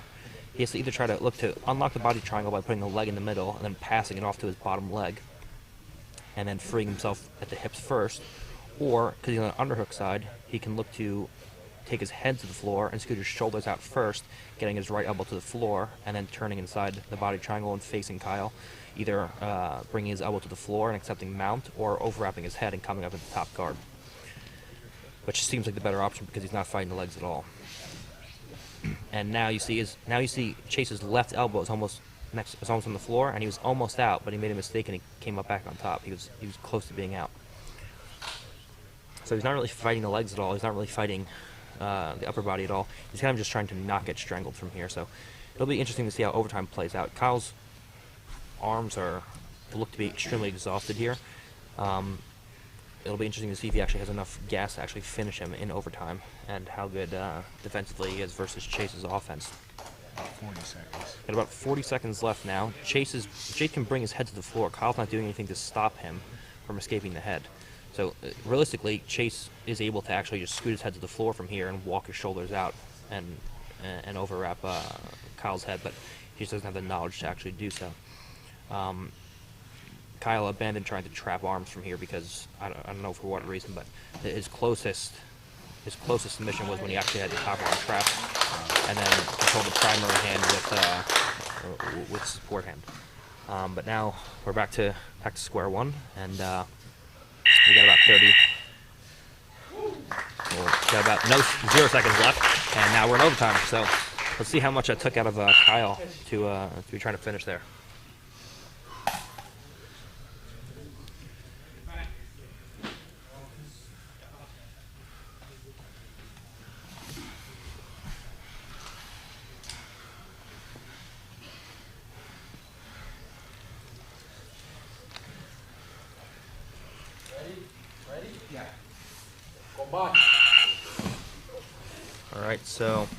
Alright, well, Kyle cleared one hook, and now his head and his hips are high, and he's out.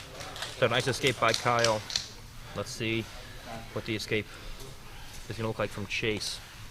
I fear that a quick body triangle is coming on, and we may see more of what we had in regulation, where he just gets held. He just gets held in position. You see now the body triangle lock is going to be extremely hard now for him to escape. If someone locks a body triangle, you can instantly tack on at least 10 seconds if you know how to actually escape a body triangle. But if you don't know how to escape it, tack on minutes at a time. So Kyle's doing a much better job with his head position now. He's doing a good job keeping his head ear to ear, so he puts a wedge between Chase's head and the floor. But when he goes for the strangle, he puts his head on the same side as his strangle arm. That's why he can't ever finish him.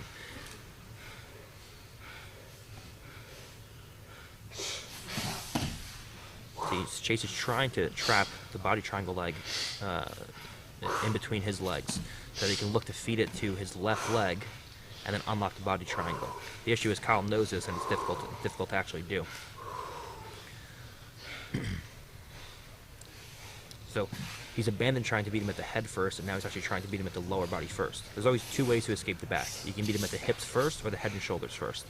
He feels like he can't get his head out to the floor from here and beat him at the head and shoulders first, so he's opting to go for the hips first. And he's trying to lock that leg in between his two legs, but he's not been able to do either one. So we've seen a stalemate here where Kyle can't really get to a full strangle because his mechanics are off and his head's in the wrong position, and Chase can't escape because he just doesn't have the knowledge of how to actually clear the head and shoulders or the body triangle. So this may actually end up in the first 5-minute cap of overtime.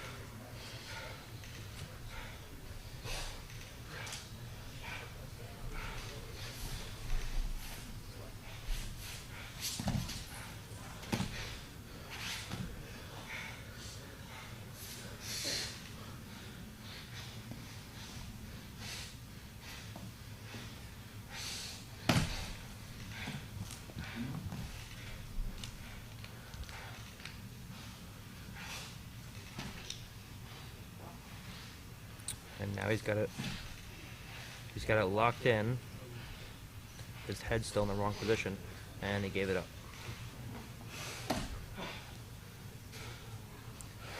The fundamental issue that Kyle's running into is that every time he puts a strangle on, his head drifts over to the same side as his strangle arm. His head has to be on the opposite side as his strangle arm in order to actually finish, and every time he goes to finish, it drifts to the same side, and that's why he hasn't been able to finish yet.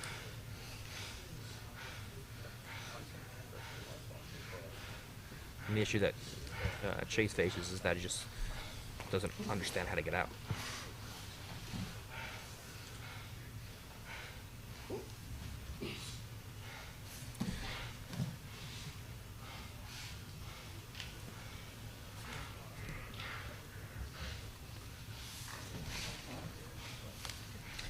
So, if you're in Chase's shoes, knowing that the strangle is seemingly not going to happen, would you focus all your efforts on the body triangle? No, you just can't be naive and just completely take your hands down and away from their hands. You always have to make sure that at least your primary hand is in. So in this case, Chase has to make sure that his left hand stays up defending the strangle, or else it will actually legitimately get finished. Like you shouldn't just count on the fact that your opponent can't finish your strangle, because anytime they get underneath the neck and it's tight, they can finish it. He's got his hands locked here. But I just think his arms are just so burnt out that it's just so hard to finish. But now he has his hands locked wrist to wrist, and he's trying to get his hands locked, but I believe he lost it again. About a minute left in this. So we have about a minute left. into our 5-minute cap for the first overtime round. So Kyle is way ahead on riding time right now. It's going to be about, if he goes to the cap, it'll be about 5 minutes to compare about 5 seconds. So Chase really needs to, either hold him for the duration of the next 2 rounds, or break through and get to a submission. That's the great thing about submissions. They win you matches.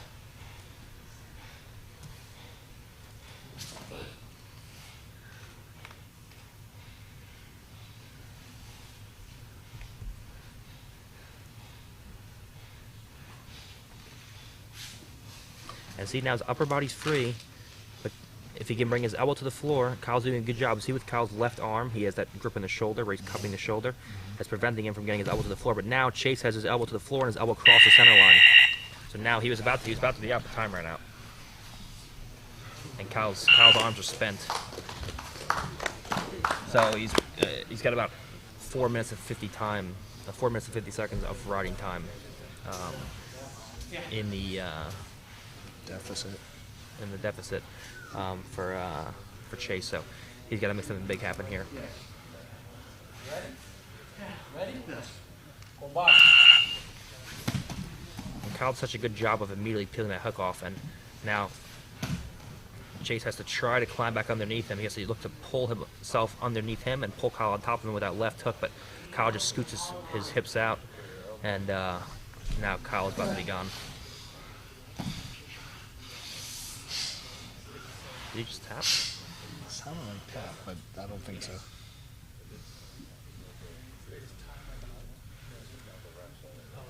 Was that a tap? Or time? Okay, back. Sorry. I was like, okay. Okay, so now. Okay. So now Kyle immediately goes back to that body triangle, and it's just going to be so difficult for Chase to escape now. He just doesn't have the knowledge of how to actually escape a body triangle. It's just so difficult when you don't know what your goals are from this position.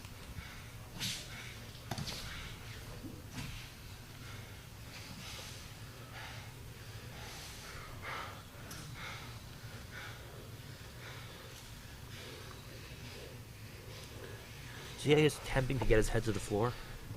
He's trying to do that, but he can't actually get his shoulders out far enough away to the point where he actually gets his elbow to the floor.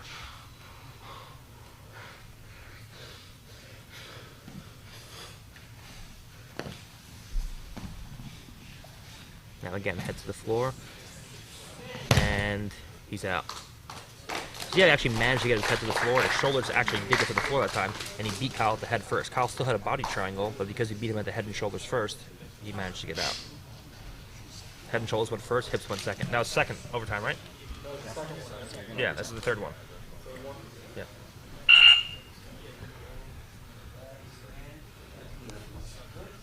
Ready? Fight.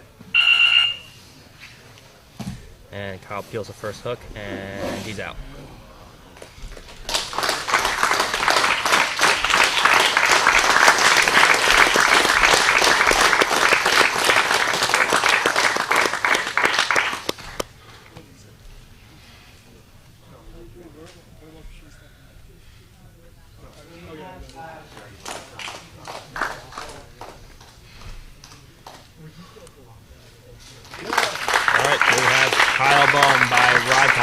The only match that didn't end in submission tonight.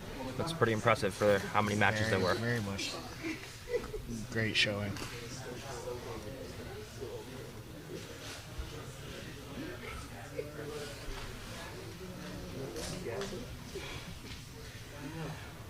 Michael Zenga and Bernardo going to present the trophy in the. Surprised Zenga's not wearing flip-flops on the mats.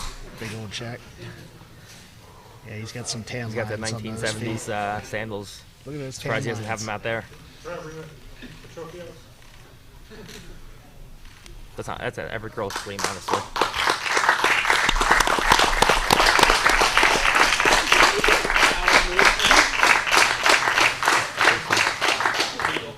Our high-tech dry erase board. Nice, Bernardo. That's what we want to see.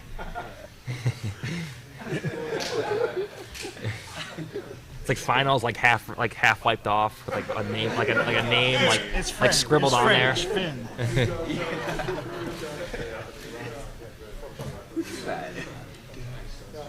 Awesome. All right, so that was our first event. pretty great inaugural Got better. So most of the inaugural match BJJ Fanatics was tournament. pretty much on tournament. every single match, and now in the finals, Kyle won by in the overtime. So we're super happy with all the results and. Thank you everybody for coming. We'll talk to a few people afterwards, but yeah, we want to do this again sometime. Everyone have a good time here.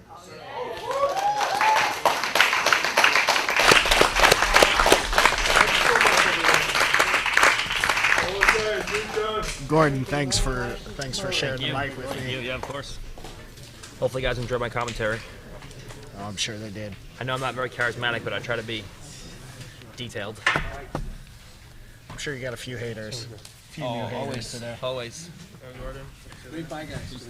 Hey, hey, wait, bye. See you guys. Bye, guys. Thank you.